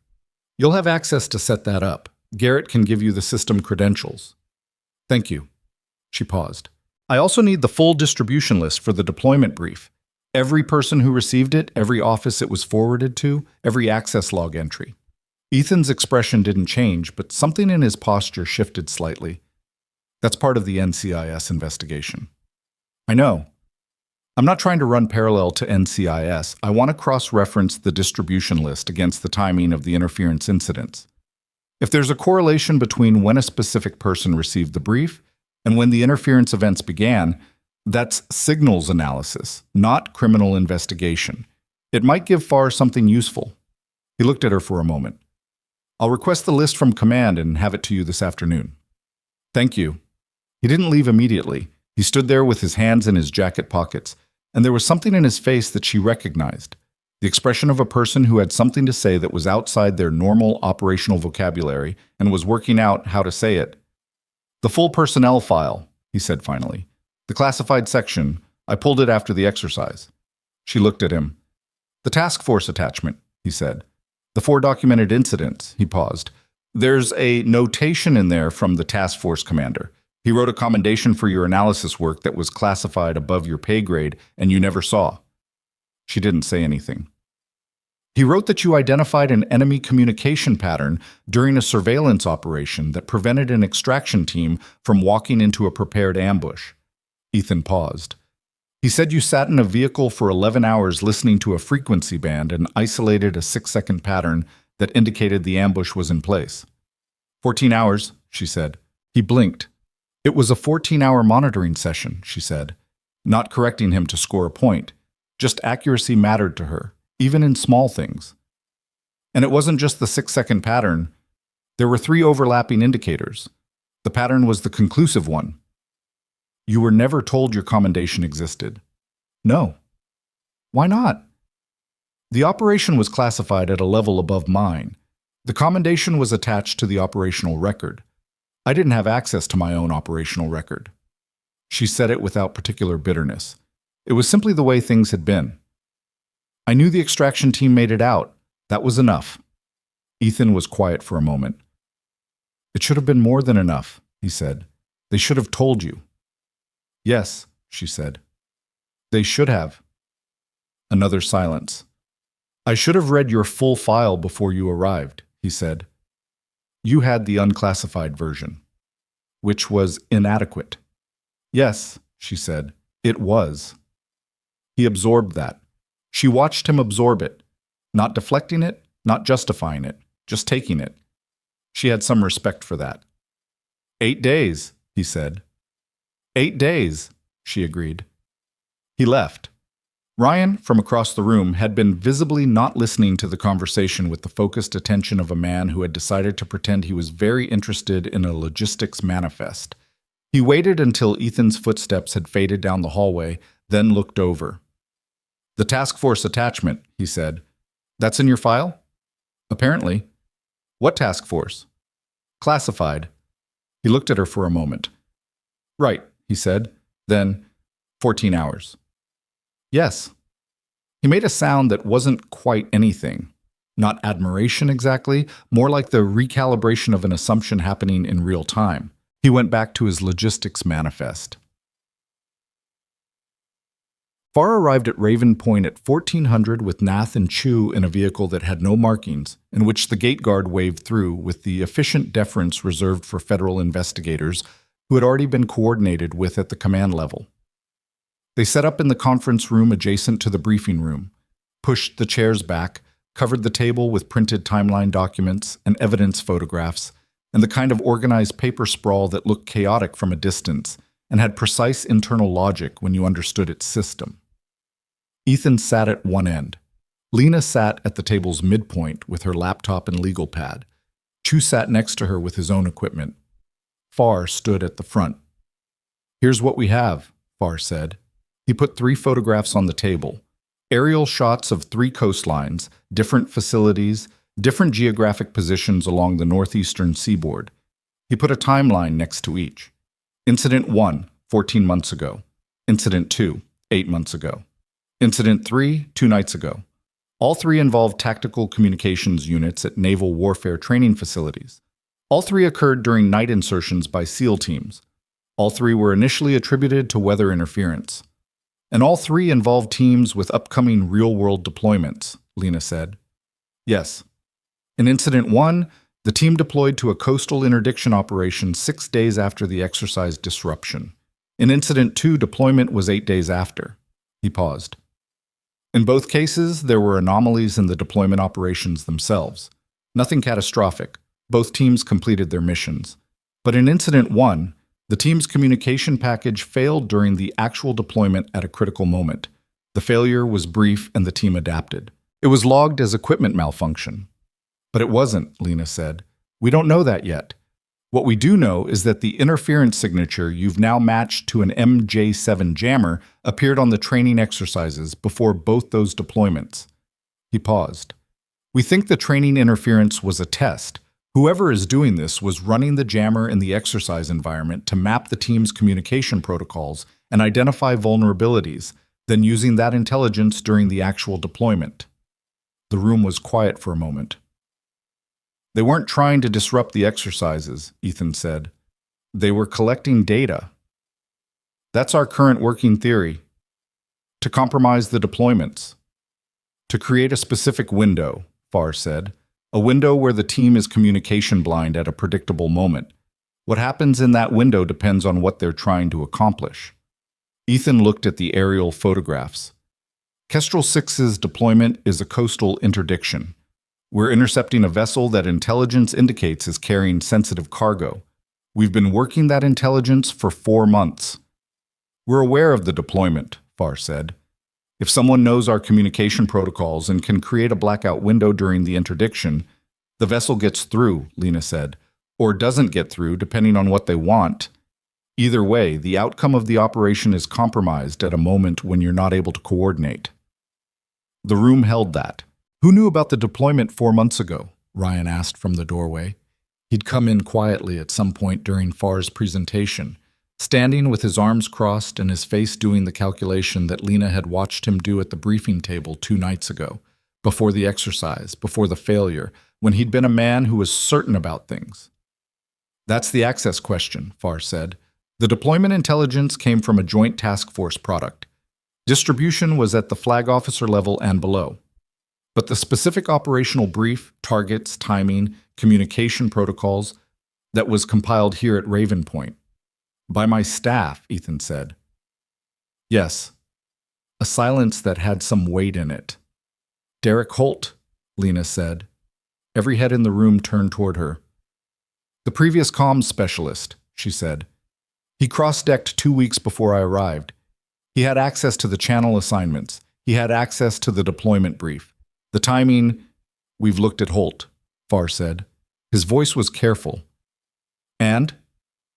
He's clean. Financial records, communications logs, travel history. Nothing indicates connection to outside interests. He paused. But his access to the brief was legitimate and documented. We can't rule out that his records were used without his knowledge. Login credentials, document access logs that were spoofed or copied. That's more sophisticated than just having an inside source, Chu said. Yes, it is. Lena was looking at the timeline on the table. Incident 1, 14 months ago. Incident 2, 8 months ago. The gap between incidents, she said, 14 to 8, then 8 to now. The intervals are compressing. Farr looked at her. We noticed that. They're getting more confident, or more urgent, or both. She tapped the Raven Point timeline with one finger. They activated the jammer before the OP4 electronic warfare element was in position, 2 nights ago, 13 minutes before. They weren't waiting to coordinate with the exercise anymore. They didn't need to, Chu said. They already had what they needed from the first 2. So they used the exercise this time not to collect data but to confirm the package worked. She looked at Farr. They're done testing. The next time that jammer activates is going to be during the actual deployment. Farr looked at her for a long moment. That is our assessment, he said. Yes. The distribution list arrived from command at 1620. It was 23 names long, covering the deployment brief's path from initial compilation at Raven Point through fleet coordination and 2 levels of command review. Lena sat with it for 40 minutes, cross-referencing access timestamps against the incident timeline, building a correlation matrix on a spreadsheet that was, in its construction, the kind of thing that looked mundane from outside and was, to her, as readable as music. Chu pulled a chair next to her at 1700 and looked at the spreadsheet. What are you looking for? Access timing, she said. The brief was finalized on a specific date. I want to know who accessed it within the first 72 hours and whether any of those access events correspond temporally to the preparation for Incident 3. Preparation how? The jammer had to be physically placed. Yes. Which means someone had to be in the Blackwater Ridge corridor in the 48 to 72 hours before the exercise. I want to see if any access events on the brief fall in that window and can be cross-referenced against facility access logs. Chu was quiet for a moment. That's going to require the facility access logs too. I know. I've already requested them from Ethan. He looked at the spreadsheet again. You built this in 40 minutes? Correlation matrices aren't complicated. The logic is straightforward. The logic is straightforward, he repeated. I've got a master's in signals analysis and it would have taken me 2 hours. She didn't say anything to that. She scrolled to the next section. Can I ask you something? Chu said. Yes. The 14-hour monitoring session in the task force attachment. He paused. How do you do that? Just sit and listen for 14 hours? She thought about it. It's not different from what most people do when they're interested in something, she said. If you're genuinely interested in what you're hearing, 14 hours isn't a long time. It's just time. What were you hearing? Radio chatter from a market 3 kilometers from the extraction point. Commercial frequency. Completely ordinary traffic, vendors, logistics, the kind of communication that background monitors itself into noise after an hour. She paused. Except that at irregular intervals, there was a 6-second gap in the traffic pattern. Not silence. The background continued. But a specific subset of voices that appeared consistently dropped out for exactly 6 seconds on a cycle that wasn't quite regular enough to be technical, but wasn't quite irregular enough to be random. Someone was coordinating, Chu said. Someone was coordinating. On a frequency layered under the commercial traffic, using the commercial traffic as a cover pattern. It was very good work. She said it without any apparent irony. I've seen maybe 4 people who could have built that kind of layered communication system. Whoever designed it knew what they were doing. But you heard it anyway. I was listening for it. She looked at her screen. That's all it ever is. You listen for it, and then it's there. Chu was quiet for a moment. Then, the MJ7 signature. The match came out at 89% from the sustained event data. What would it take to get to 95? Physical access to the device. A direct sample. She paused. Or a second sustained event with cleaner atmospheric conditions. The storm affected the upper frequency range of the capture. If they activate during the deployment, I'll have a 95-plus match inside 40 minutes, she said, assuming they run it long enough, but that's not when I want to identify it. When do you want to identify it? Before they activate it. She looked at the distribution list on her secondary monitor. The physical placement had to happen before the exercise. The corridor access would have been through the facility's training ground perimeter.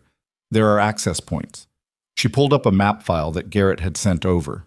7 entry points to the Blackwater Ridge corridor, 3 with direct vehicle access, 4-foot access only. Chu looked at the map. The jammer needs power, portable, but not indefinite. Someone had to either retrieve it after the exercise or it's still out there. She had thought about this. The interference stopped at approximately 2,340. If someone retrieved it, they would have needed to access the corridor in the post-storm window between 2,340 and dawn. The facility's perimeter logs would show any vehicle or personnel movement through the access points. Did you request those? Yes. They're coming with the facility access logs. Chu looked at her again with that expression, the one she'd been seeing from various people over the past 48 hours, a specific kind of look that she had learned to identify as the recalibration look. The look that appeared on people's faces when the gap between their assumption of a person and the actual person became visible enough to require adjustment. She was accustomed to it. It had always come eventually, with most people. It just usually took longer. The perimeter logs arrived at 1900, and Lena had her answer by 1935. She sat with it for 5 minutes before she picked up the phone. Far. It's Voss. I need you in the ops room. What did you find? Vehicle access through the northern perimeter point at 2312 the night of the exercise. After the interference ended, single vehicle logged as maintenance personnel performing a routine inspection of the Ridge Trail drainage system. A pause. At 2312. In a storm. Another pause. I'm 10 minutes away, Farr said.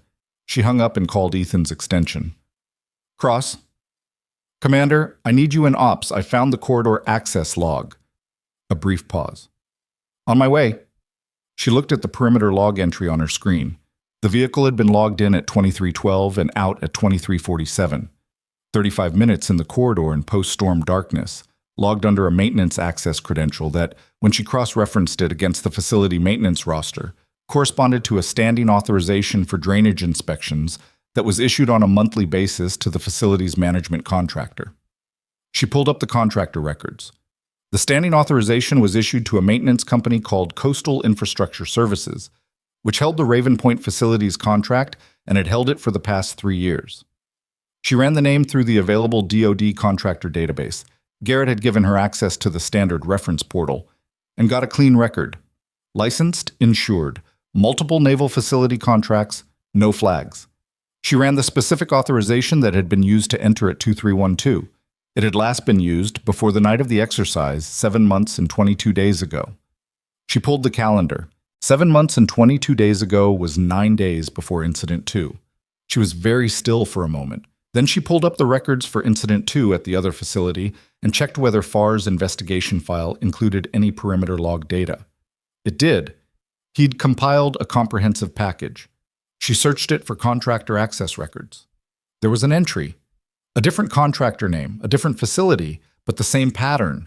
A maintenance access credential used in the post-exercise window, last previously used approximately 1 week before the incident. She had the legal pad in front of her. She wrote the 2 dates and the 2 contractor names side by side. Different companies, same pattern. She reached for the phone. Farr and Ethan arrived within 3 minutes of each other, and she walked them through it standing at her primary monitor, pointing to the correlation as she'd built it, the 2 access events, the timing patterns, the contractor credential structure. Farr was very quiet while she talked. When she finished, he turned to Nath, who was already on her laptop. Get me the corporate registration data for Coastal Infrastructure Services, he said, and pull the same for the contractor from Incident 2. He looked at Lena. How did you get from the perimeter log to the contractor records? The log entry showed the access credential. I ran the credential against the facility roster. She paused. The previous use date was the thing that flagged it. An active maintenance contractor with a standing monthly authorization doesn't go 7 months between uses, unless either the authorization is inactive or they're not actually performing regular maintenance. Or they're using it for something else, Ethan said. Yes. Nath looked up from her laptop. Coastal Infrastructure Services, registered 18 months ago. Listed registered agent is a holding company in... She paused. Delaware Shell. Traces to an investment management firm registered offshore. Farr looked at her. Get our financial crimes unit on that chain tonight. Copy. She was already dialing. Ethan was looking at the monitor. 18 months ago, he said. That's 4 months before Incident 1. Yes, Lena said. Someone set up a company 4 months before the first incident and used it to get legitimate contractor access to naval warfare training facilities. He paused. How many facilities does Coastal Infrastructure have contracts with?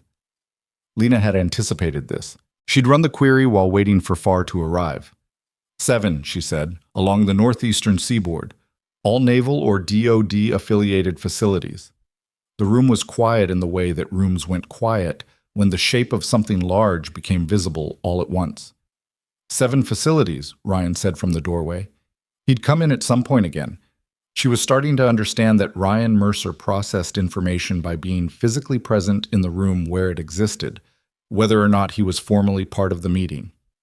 7, Lena said. How many SEAL teams cycle through those facilities? I don't have that data. Farr would need to request it through command. Farr was already on his phone. 4. The next 4 days were the kind of days that didn't have clean edges. She slept in 4 to 5 hour segments, when the monitoring feeds were in stable windows and there was nothing in the immediate data requiring her attention. She kept a running log of the baseline coastal band readings, documenting every deviation larger than 2% from the established normal with timestamps and atmospheric condition notations. She built out the correlation matrix to include all 7 contractor facilities and cross-referenced it against every major SEAL team exercise schedule she had access to, which was not all of them, but was enough. Farr's Financial Crimes Unit cracked the shell company chain on day 2 and found, at the end of it, a financial entity connected to a foreign intelligence network that Farr named in a classified briefing attended by Ethan, Lena, and 2 flag officers who had flown in from Fleet Command and who sat in the briefing room at Raven Point with the specific contained urgency of people who had just had a thing they suspected confirmed. The intelligence network's operational interest, as best as the investigators could reconstruct it, was in disrupting or surveilling specific naval interdiction operations along the northeastern coast, operations that touched on maritime smuggling networks with connections to multiple jurisdictions. Kestrel 6's deployment was one of them. The briefing lasted 3 hours. Lena sat through most of it providing the signals analysis context when Farr directed questions her way, which he did regularly enough that one of the flag officers, a vice admiral named Okafor, who had the kind of face that communicated precision without effort, looked at her at one point and said, "Who are you, exactly?" Ethan answered before she could. "She's our signals analyst," he said. "She's the reason we're having this briefing." Okafor looked at Lena for a moment. "The monitoring from Kelworth," he said. "That was you?" "Yes, sir." "You were off-posted?" "Yes, sir." "But you kept monitoring?" "Yes, sir." He was quiet for a moment, looking at her with the evaluating expression of a man who had spent his career assessing people quickly and accurately. "How long had you been tracking the anomaly before the exercise?" 6 days. "And your recommendation was to delay the insertion, or add a contingency protocol. Either would have mitigated the impact." He nodded once. It was not a small nod. "Continue," he said to Farr. On day 3, Farr's team located the MJ7 jammer. It had been recovered from a waterproof cache in the Blackwater Ridge drainage system, exactly the kind of infrastructure that a legitimate drainage maintenance contractor would have authorized access to. The device was photographed, documented, and transported to the NCIS technical lab, and Chu called Lena from the lab to tell her the confirmed hardware identification matched her spectral signature at 93%. "You said you'd get to 95 with physical access," he said. "The cache environment affected the surface sample quality. 93 is solid." "More than solid," he said. Defense counsel isn't going to shake 93 with a documented methodology chain. No, she said, they're not. She hung up and noted the confirmation in her log, and then sat for a moment with the particular quiet that came after something had been resolved enough to set down. Not finished. The investigation was ongoing, the deployment was still 4 days out. There was still the question of whether the network had other assets, other credentials, other access points she hadn't found yet. It was not finished. But the signal she had been tracking since she sat down at her workstation at Raven Point on a Monday morning 8 days ago and heard something in the coastal band that didn't match the weather, that signal had a name now, had a physical form, had an evidence tag and a chain of custody and a lab analysis report. She picked up her pen and crossed something off her legal pad. On day 5, 2 days before the deployment, Ethan called a full team brief.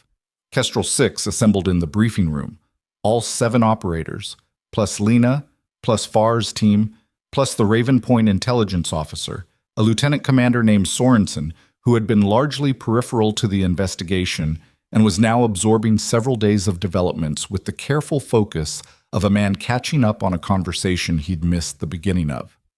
Ryan was at the table. He looked different than he had on the night of the exercise. Not softer, exactly, but less solid in his certainty, which was a different thing. The kind of person who could be wrong and then adjust, rather than the kind who couldn't be wrong at all. Here's where we are, Ethan said. He walked through the investigation summary. The jammer, the shell company, the 7 facilities, the intelligence network connection. He was direct and organized and did not cushion any of it. When he finished, the room was quiet for a moment. Dante Reyes said what several people were probably thinking. So, someone's been mapping us for a year and a half. The network has been mapping multiple teams at multiple facilities, Ethan said. We're not the only target, but we're the current one. And the deployment still goes, Ryan said. It was not a question. The deployment goes, Ethan confirmed, with modifications.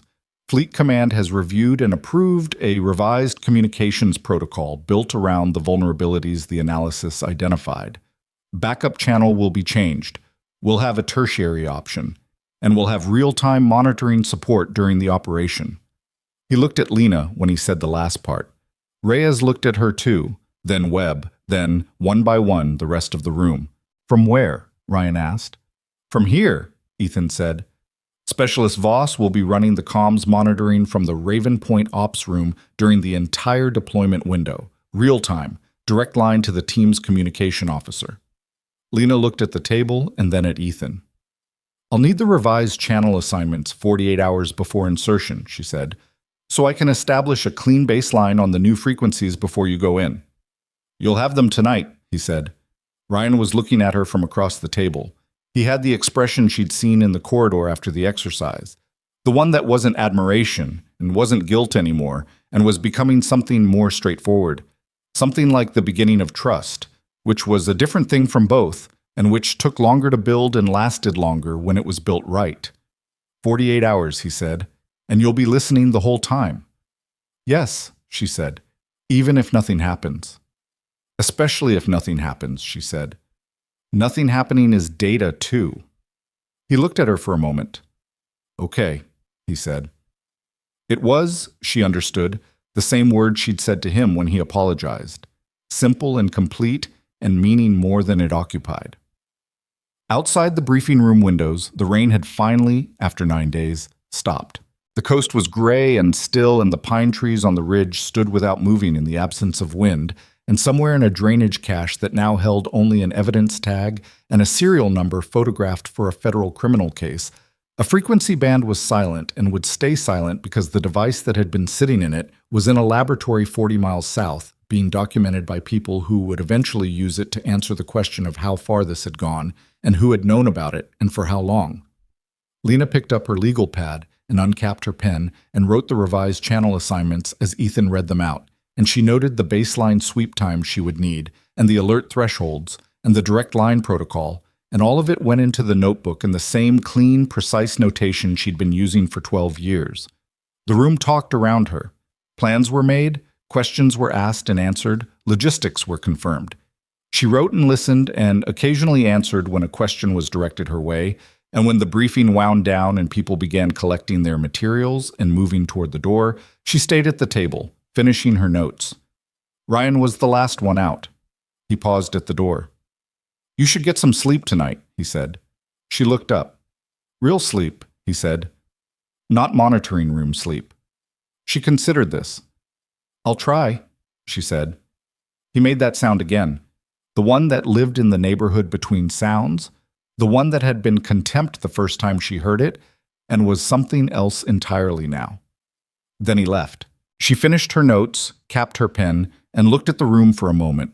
The maps, the cable runs, the briefing table with its scattered papers and coffee cups, the windows going gray with evening. She had been back at Raven Point for 5 days. It felt, in some way, that she didn't examine too closely, like arriving somewhere rather than returning. She picked up her legal pad and walked back to the ops room and sat down at her workstation and put on her headphones and began establishing the baseline sweep on the revised deployment frequencies, because that was what needed doing, and 2 days was not a long time, and she intended to know every normal variation in those channels before Kestrel 6 walked out the door. The baseline sweep on the revised deployment frequencies took her most of that night and all of the next morning. She worked through it methodically, the way she worked through everything. Not fast, not slow, but at the pace the work actually required, which was different from the pace people expected, or the pace that looked impressive from outside. The 2 new channels had their own acoustic fingerprints, their own ambient noise profiles, their own weather interaction signatures, and she needed to know all of it before insertion so that when something appeared that didn't belong, she would recognize it in the time it took to recognize a wrong note in a familiar song. By 0400 on the first night, she had the primary channel documented to her satisfaction. By 0930 the next morning, she had the secondary. By 1400, she had the tertiary, the new addition, Ethan's modification to the communications package, a channel that had never been used in a Kestrel 6 operation and therefore had no historical signature in anyone's database, including hers. She sat back and looked at her 3 monitors and drank the last of a coffee that had gone cold at some point in the past hour. Garrett came in and saw the cold coffee and took the mug without being asked and came back with a fresh one, and she said thank you, and he said no problem, and that was the whole of it, and it was enough. She was still at her workstation when the overnight rotation came in, and then when the morning rotation came in after that, and by the time the deployment morning arrived, clear, cold, the storm system finally exhausted and pushed out to sea. She had been awake for 31 hours with a 5-hour interruption that Ryan would have called real sleep if he was being generous, and she would have called a monitoring rest if she was being precise, sitting in her chair with her headphones around her neck instead of on her ears, head back, the feeds running on automated alert. She heard the team assembling in the ready room below the ops floor. Boot sounds on concrete, equipment checks, the low exchange of voices that pre-mission spaces always had, not nervous exactly, but tuned, every person running their own internal calibration. She put her headphones on and checked her alert thresholds and pulled up the deployment channel display and watched the 3 frequency bands render themselves in the spectral view, clean and baseline normal. And she said nothing because there was nothing to say yet. Ethan came to the ops room door at 0610. "We're moving in 20, he said. "Copy." He stood there for a moment. "How are the channels?" "Clean, all 3 baselines holding within normal variance." "Good." He paused. "You have the direct line to Webb's comms package?" "It's open. He'll hear me if I need to push anything through." "And you'll push it if I hear anything," she said. "I'll push it immediately. No filing chain." He looked at her. "No filing chain," he confirmed. He started to go. "Commander," she said.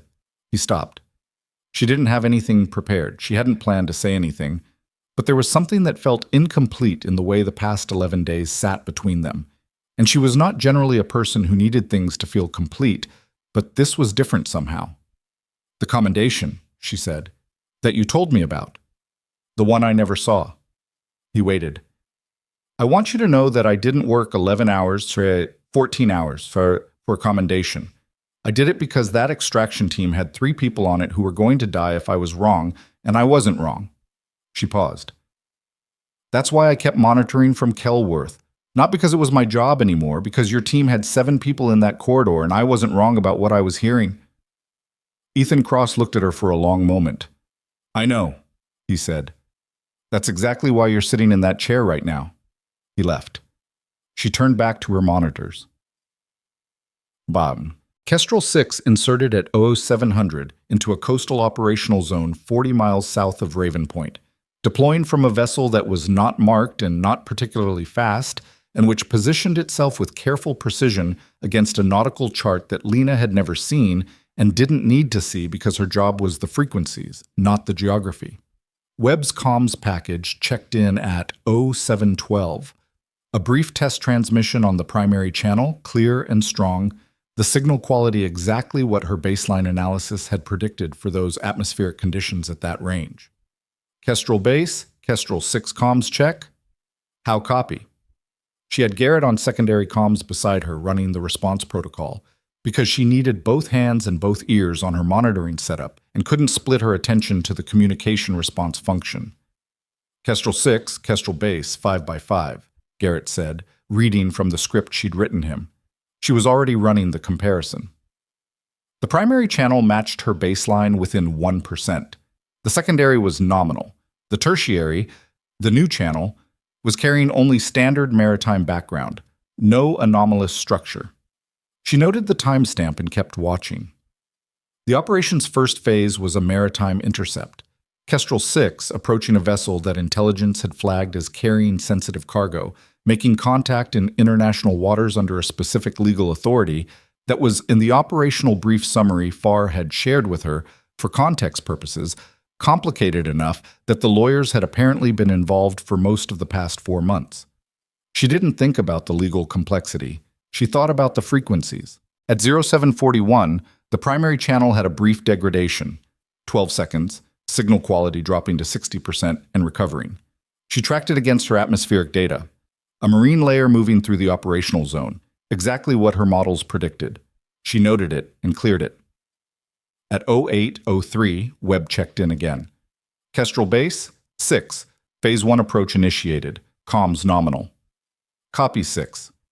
She was watching the tertiary channel. There was something there, not yet, not a pattern, not a signature, just a quality. A texture in the background noise that sat at the edge of what her monitoring software could render and at the center of what she could hear, which was a distinction that mattered because the software was good and her ears were something the software couldn't fully replicate. She reached up and adjusted the tertiary channel input gain by 2 points. The texture sharpened. It was faint. It was possibly nothing. It was within the parameters of normal maritime background variation on a channel with no prior operational history at this facility. She kept watching it. At 0814 it appeared again, in the same frequency range with the same duration. Approximately 4 seconds of slightly elevated noise floor, then back to baseline. She pulled up her MJ7 spectral template. The match at this signal strength and this distance through the atmospheric conditions of the morning was going to be low. She knew that before she ran the comparison. And it came back at 31%, which was below her flagging threshold of 50 and well below the threshold of confirmation. But the intervals. 4 seconds at 0803, 4 seconds at 0814. 11 minutes apart. She looked at her archived data from the Raven Point exercise. The earliest documented interval in the Blackwater Ridge event before the pattern accelerated had been 60 to 90 minutes. The event had been in its preparation phase then. Device warming up, initial activation, establishing its operating pattern before the full deployment. A device in its initial activation phase, at 40 miles range, in morning atmospheric conditions, would show a spectral signature at approximately 30% of its full operational output. She sat with that for 4 seconds. Then she keyed the direct line to Webb. Kestrel 6, Kestrel Base. I'm seeing a potential anomaly on tertiary. Possible early activation signature. Confidence is low. 31% match. I need you to be aware. A brief pause. Then Webb's voice, calm and professional. Copy Kestrel Base. Standing by. She picked up the secondary phone and dialed Ethan's operations line. He picked up before the first ring finished. Talk. Tertiary channel. I'm seeing something in the 30% range. 2 occurrences, 11 minutes apart. It's below my confirmation threshold, but the interval pattern is consistent with early activation. Silence for exactly 2 seconds. What do you need? He said. 10 minutes. I need the pattern to develop enough to either confirm or clear. You have it. Do you want me to alert Fleet? She thought about that. Alerting Fleet on a 31% match would trigger a response protocol that would complicate the operation significantly. If she was wrong, it would cost the mission and cost the credibility of everything she'd built over the past 11 days. If she was right and she waited 10 minutes, the team had time to adapt. If she was right and she didn't wait, and Fleet pulled the operation, the network won. The vessel passed. 4 months of intelligence work, and whatever was on that cargo moved to wherever it was going. 10 minutes, she said. Then I'll know. Copy. She hung up and stared at the tertiary channel display. At 08:17, the texture appeared again. 4 seconds. Baseline recovery. 8 minutes since the last occurrence. The intervals were compressing. She ran the comparison again with the updated data. 2 new occurrences added to the pattern. The spectral match refined against the accumulated signal. The percentage climbed. 44. Still below threshold. But the direction of travel was clear. She thought about the 14-hour monitoring session. She thought about the 6-second gap in market chatter, the commercial frequency, the voices that dropped out on a cycle that wasn't quite regular and wasn't quite random. She thought about the moment she had been certain, not when the match crossed a percentage threshold, but when the pattern had accumulated enough weight that certainty was the only reasonable response to it. She was getting close to that moment now. At 08:21, the tertiary channel produced a 10-second occurrence, not 4 seconds. 10. She ran the comparison, 63%. She keyed web. Kestrel 6, Kestrel base, upgrading to probable. 63% on tertiary. I think it's activating. Webb's response was immediate. Copy Kestrel base. What's the recommendation? She looked at her spectral display. The tertiary channel was not their primary. The primary was still clean. The secondary was clean. Whoever was running this device had targeted the tertiary, the new channel, the one added after the investigation began, the one that was supposed to be unknown.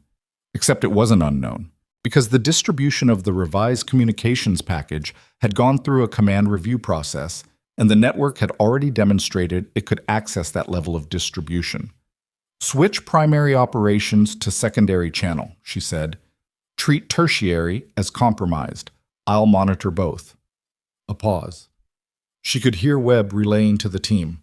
Kestrel base 6, switching to secondary, acknowledge. Acknowledged, secondary is clean, go. She pulled up the secondary channel display and split her view between it and the tertiary, watching both simultaneously, the way she'd learned to split her auditory attention across multiple feeds in a forward operating base in a year and a place she still didn't discuss. The secondary held clean. The tertiary, at 08:24, produced a sustained 16-second burst. She ran the comparison without looking at the result because she already knew what it was going to say. The pattern had fully resolved. The spectral signature had accumulated to its operational profile. She looked at the percentage when it came back. 87%. Close enough. She called Ethan. Confirmed? She said. 87? Tertiary is compromised. Team has switched to secondary. Secondary is clean and holding. A beat. Then, good catch. They knew the tertiary channel, she said. The revised package was compromised. How is that possible? That package was distributed to 4 people. Then the investigation needs to look at 4 people, she said. But right now your team is operational on a clean channel and the device is running on a frequency nobody is using. Let them finish the mission. A longer pause. Yes, Ethan said. Let them finish. She heard him pick up another line. She turned back to her monitors and watched the secondary channel hold clean and steady and the tertiary run its interference pattern into empty air, targeting a frequency that carried nothing, compromising a channel nobody was on, doing its work with precise, invisible effort against a target that had moved. At 09:11, Webb checked in. Kestrel Base 6, Phase 2 complete, vessel secured, no shots fired, packages in custody. She let out a breath that she had not, until that moment, known she was holding. Copy 6, Garrett said beside her. Good work. She noted the timestamp. She noted the channel status.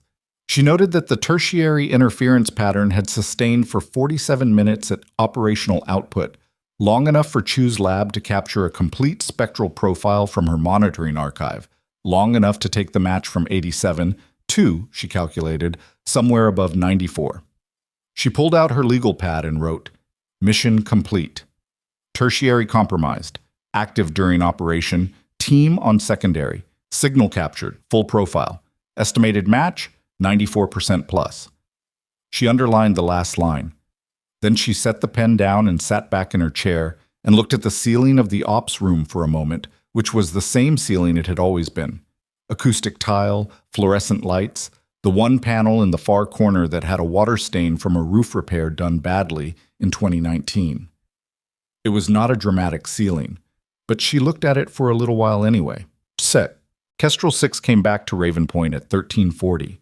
She heard them come in, the vehicles, the doors, the boots, the equipment sounds, from her workstation 2 floors up, where she was finishing her operation monitoring log and packaging the tertiary channel data for Chu's lab and writing the preliminary report that Farr had requested by end of day.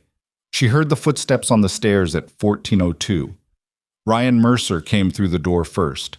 He was still in his operational jacket, which was damp at the shoulders from the sea air. He looked at her across the room. Clean? He said. Secondary held the whole operation, she said.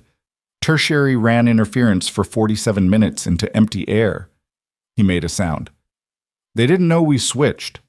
No. Because you caught it early enough. Yes. He stood in the doorway for a moment. No shots fired, he said. You know what that means?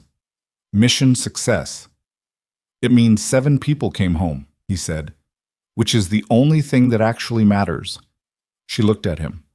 7 people, he said again, quieter, and she understood that he was not speaking abstractly. He was speaking about the night on the ridge, the 5 theoretical casualties, the calculation he'd been doing since then about what different decisions would have produced. Yes, she said. He nodded once. Then Dante Reyes came through the door behind him, and then Webb, and then the rest of them, filtering in with the contained, come-down energy of a team that had done what it set out to do. Nobody made a speech. Nobody said anything particularly significant. Reyes set a bottle of water on her workstation desk without comment. Webb looked at her monitoring setup and said, You catch it on tertiary? And she said yes, and he said, How early? And she said, About 18 minutes before full activation. And he looked at her with the expression she'd been seeing for 11 days now, the recalibration expression, and said, 18 minutes is a long time. It's enough time, she said. Yeah, he said. It was. What? Farr arrived at 1600 with Nath and the news she had already partially anticipated. The 4-person distribution list for the revised communications package had been investigated rapidly, in parallel with the operation, and the compromised link had been identified. A scheduling coordinator at Fleet Command named Lieutenant Garvey Osai, who had accessed the revised package through a document portal and whose personal financial records showed, when examined with the focused attention of a financial crimes unit that had been briefed to look for specific patterns, irregular deposits over the past 14 months that totaled enough to matter, and were connected, through a chain of transactions that was sophisticated but not unbreakable, to the same offshore entity that had funded coastal infrastructure services. Osei had been taken into custody at 12:15 during the operation so that the arrest didn't compromise Kestrel 6's mission timeline. He didn't know the operation was still running, Farr said. He thought the channel switch he'd enabled was going to stop it. When we picked him up, he was waiting for confirmation that the interdiction had failed. Did he say anything? Ethan asked. He said he wanted a lawyer, Farr said, which is a thing people say when they know exactly how much trouble they're in. The room processed that. How long? Ethan said. How long was he in it? Based on the financial records, 14 months, which puts his first payment approximately 6 weeks before Incident 1. Farr looked at his notes. He had access to multiple teams' operational briefs through his scheduling role. We're going through his full access history now. There may be additional incidents we haven't identified yet. The 7 facilities, Lena said. Yes, we're running the correlation analysis you built against the full incident database. If there are other exercise disruptions that were attributed to weather, we'll find them. She nodded. She had a feeling they would find more than 3.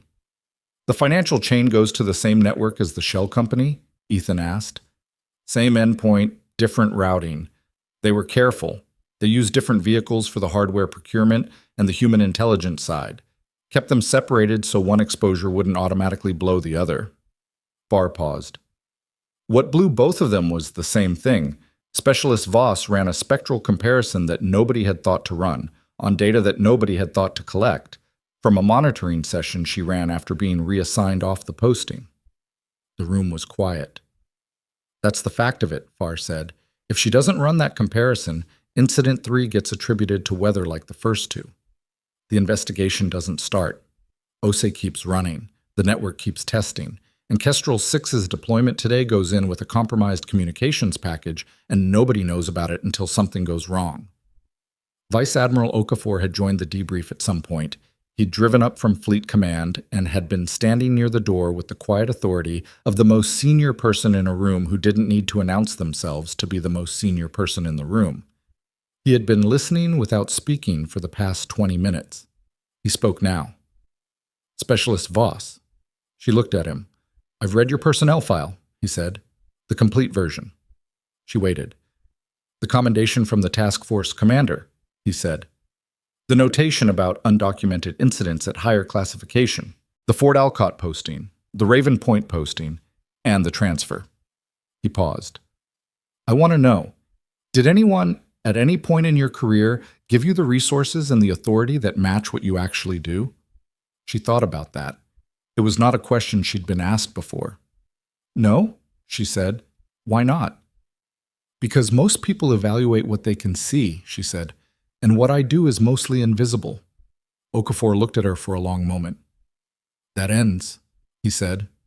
It was not a question and not a promise exactly. It was the statement of a man who made decisions and expected them to be implemented. I'm initiating a formal review of your classification level and your operational role designation. You'll hear from my office within the week. She looked at him. Yes, sir, she said. Is there anything you need right now, immediately? She considered the question. The investigation data, she said. The full correlation analysis against the 7 facilities and the complete incident database. I want to finish the signals work. If there are more disruption events in that history, I want to find them before someone files them as weather and closes the case. Okafor almost smiled. It was not quite a smile, but it was the adjacent thing. The expression of a man who had found the answer to a question he'd been asking in his head. You'll have access to whatever you need, he said. The formal investigation took 4 months to reach its documented conclusions. Lena was not the lead on it. Farr's office held that role, as was appropriate, and the criminal case against OSE and against the 2 U.S.-based operatives of the foreign network who were identified in the months following his arrest was built by attorneys and investigators who were experts in the specific architecture of federal prosecution. But the signals analysis component, the thing that had started it, the spectral library, and the correlation methodology, and the incident pattern reconstruction across 9 total exercise disruptions that were eventually identified in the database, that was hers. She worked it from a new office at Raven Point, in a space that had a window, which was a thing her previous workstation had not had, and with a formal designation as Senior Tactical Signals Analyst that reflected, finally, what she had actually been doing for 12 years. Chu drove up from the NCIS technical lab twice during those 4 months to go through methodology with her, and on the second visit they spent 6 hours working through a signals identification protocol that he said he was going to propose as a standard procedure for pre-exercise communications analysis at fleet training facilities. She made corrections to his draft in red pen, and he accepted most of them without argument, which she appreciated. The MJ7 jammer recovered from the Blackwater Ridge drainage cache was confirmed at 96% match to her spectral library entry, which was the highest match percentage the NCIS lab had documented for that class of hardware identification. It was noted in the evidence record. Chu sent her a message when the confirmation came through that said only 96. Told you. She wrote back, I said 94 plus. He wrote back, You were being conservative. She didn't respond to that because he was right, and she didn't have anything to add. Osei's trial began 6 months after his arrest. The financial records, the communication logs, the access history, and the spectral analysis evidence formed a case that the prosecuting attorney described in a statement Nath relayed to Lena secondhand as unusually complete. Osei was convicted on 4 counts, including conspiracy against the United States and unauthorized transmission of classified operational information. His sentencing produced a term that the legal professionals on the case considered appropriate and which Lena did not spend time evaluating because the sentencing was not her department. The network's U.S.-based operatives were convicted separately 7 months later. The offshore entity was sanctioned. The shell company chain was dismantled. Coastal Infrastructure Services lost its facility contracts and was dissolved. 7 training facilities updated their pre-exercise communications analysis protocols. Lena had copies of all 7 updated protocols in a folder on her desk. She had read them. She had made notes in the margins of 2 of them that she intended to send to the relevant facilities when she had time. On a Tuesday morning in early April, Ethan Cross knocked on her office door. She looked up. "Got a minute?" he said. "Yes." He came in and sat in the chair across from her desk. The first time he'd sat in that chair, she realized. He'd always conducted their conversations standing, or in the briefing room, or in doorways. She noted the change without remarking on it. "The training manual," he said. "The Kestrel 6 operations manual. I'm doing the annual update." "Okay." He looked at her. "I want to add a section on pre-deployment signals analysis protocol, referencing the methodology you developed, making it a standard part of the operational checklist." She looked at him for a moment. "That would require a general procedure, not a reference to a specific analyst." "I know. I'm asking if you'll write it." She thought about this. "It'll take me a few days." "Take whatever you need." "And it needs to include the monitoring continuity requirement," she said. "Pre-exercise baseline, continuous monitoring during insertion, real-time alert protocol. Not a checkbox, an actual continuous process." "That's what I want it to be." She nodded. "I'll write it." He stood up. He had his hand on the doorframe to leave, and then he paused, which was becoming something he did in a way that felt more natural than it had in November. "The night of the exercise," he said, "before the insertion. I read your report at 1900, and I made the call to proceed." "Yes." "I've thought about what I'd do differently." "What would you do differently?" He looked at her. "I'd read the full file first," he said. "Before I made a judgment about a person, I'd know who they actually were." She sat with that for a moment. "That's a good start," she said. He almost smiled. "Yeah," he said. "I know it's not enough." "It's enough to start." He left. She looked at her desk, the legal pads, the 3 monitors, the facility access logs from 7 different postings that she was still working through, the Chu methodology draft with the red pen corrections. The window let in morning light that fell across the left side of her desk and moved with the hours. She pulled a fresh legal pad to the center of her desk and uncapped her pen. She wrote at the top, "Pre-deployment signals analysis protocol, draft 1." Then she started writing. Not fast, not slow. At the pace the work required. Her headphones were on her desk beside the monitors. She hadn't put them on yet. The room was quiet enough this morning that she didn't need them to concentrate, just the pen and the paper, and the frequencies she carried in her memory from 12 years of paying attention when most people had stopped. At some point during the morning, Reyes knocked on the open door. He had a file folder that he set on the edge of her desk without interrupting her writing. "Intel package for the February exercise," he said. "Channel assignments need your analysis before Thursday." "I'll have it by Wednesday," she said, without looking up from the draft. "Copy." He started to leave. "Reyes," she said. He stopped. She looked up. "Remind Webb to recalibrate the secondary comms package before Thursday. He's been running it on the November settings." Reyes blinked. "How do you know that?" "I ran a passive check yesterday. The calibration timestamp is 3 months old." He stood there for a second. "I'll tell him," he said. She went back to writing. He stood in the doorway for another moment, looking at her the way the room had been looking at her since November, not with the expression of people trying to figure out what she was, but with the simpler and more durable expression of people who had decided they trusted her and were no longer examining the decision. Then he left, and she kept writing, and the morning light moved across her desk. In the updated Kestrel 6 Operations Manual, Section 7, subsection on communication security, there was a paragraph that Ryan Mercer had quietly memorized without intending to, the way you memorize things that are said plainly and turn out to be true. A team's greatest vulnerability is not the enemy's capability. It is the information the team chooses not to hear. Pre-deployment signals analysis is not a supplementary function. It is the first line of defense. Listen before you move. The headphones stayed on her desk. The silence stayed in the room. But no one called it distance anymore. Because the quietest person in the room is not always the least certain one. Sometimes she is the only person certain enough to wait, to sit still, to listen past the noise, to hold a pattern in her mind until it becomes undeniable, while everyone around her is still deciding whether she's worth hearing. And when she speaks, you move.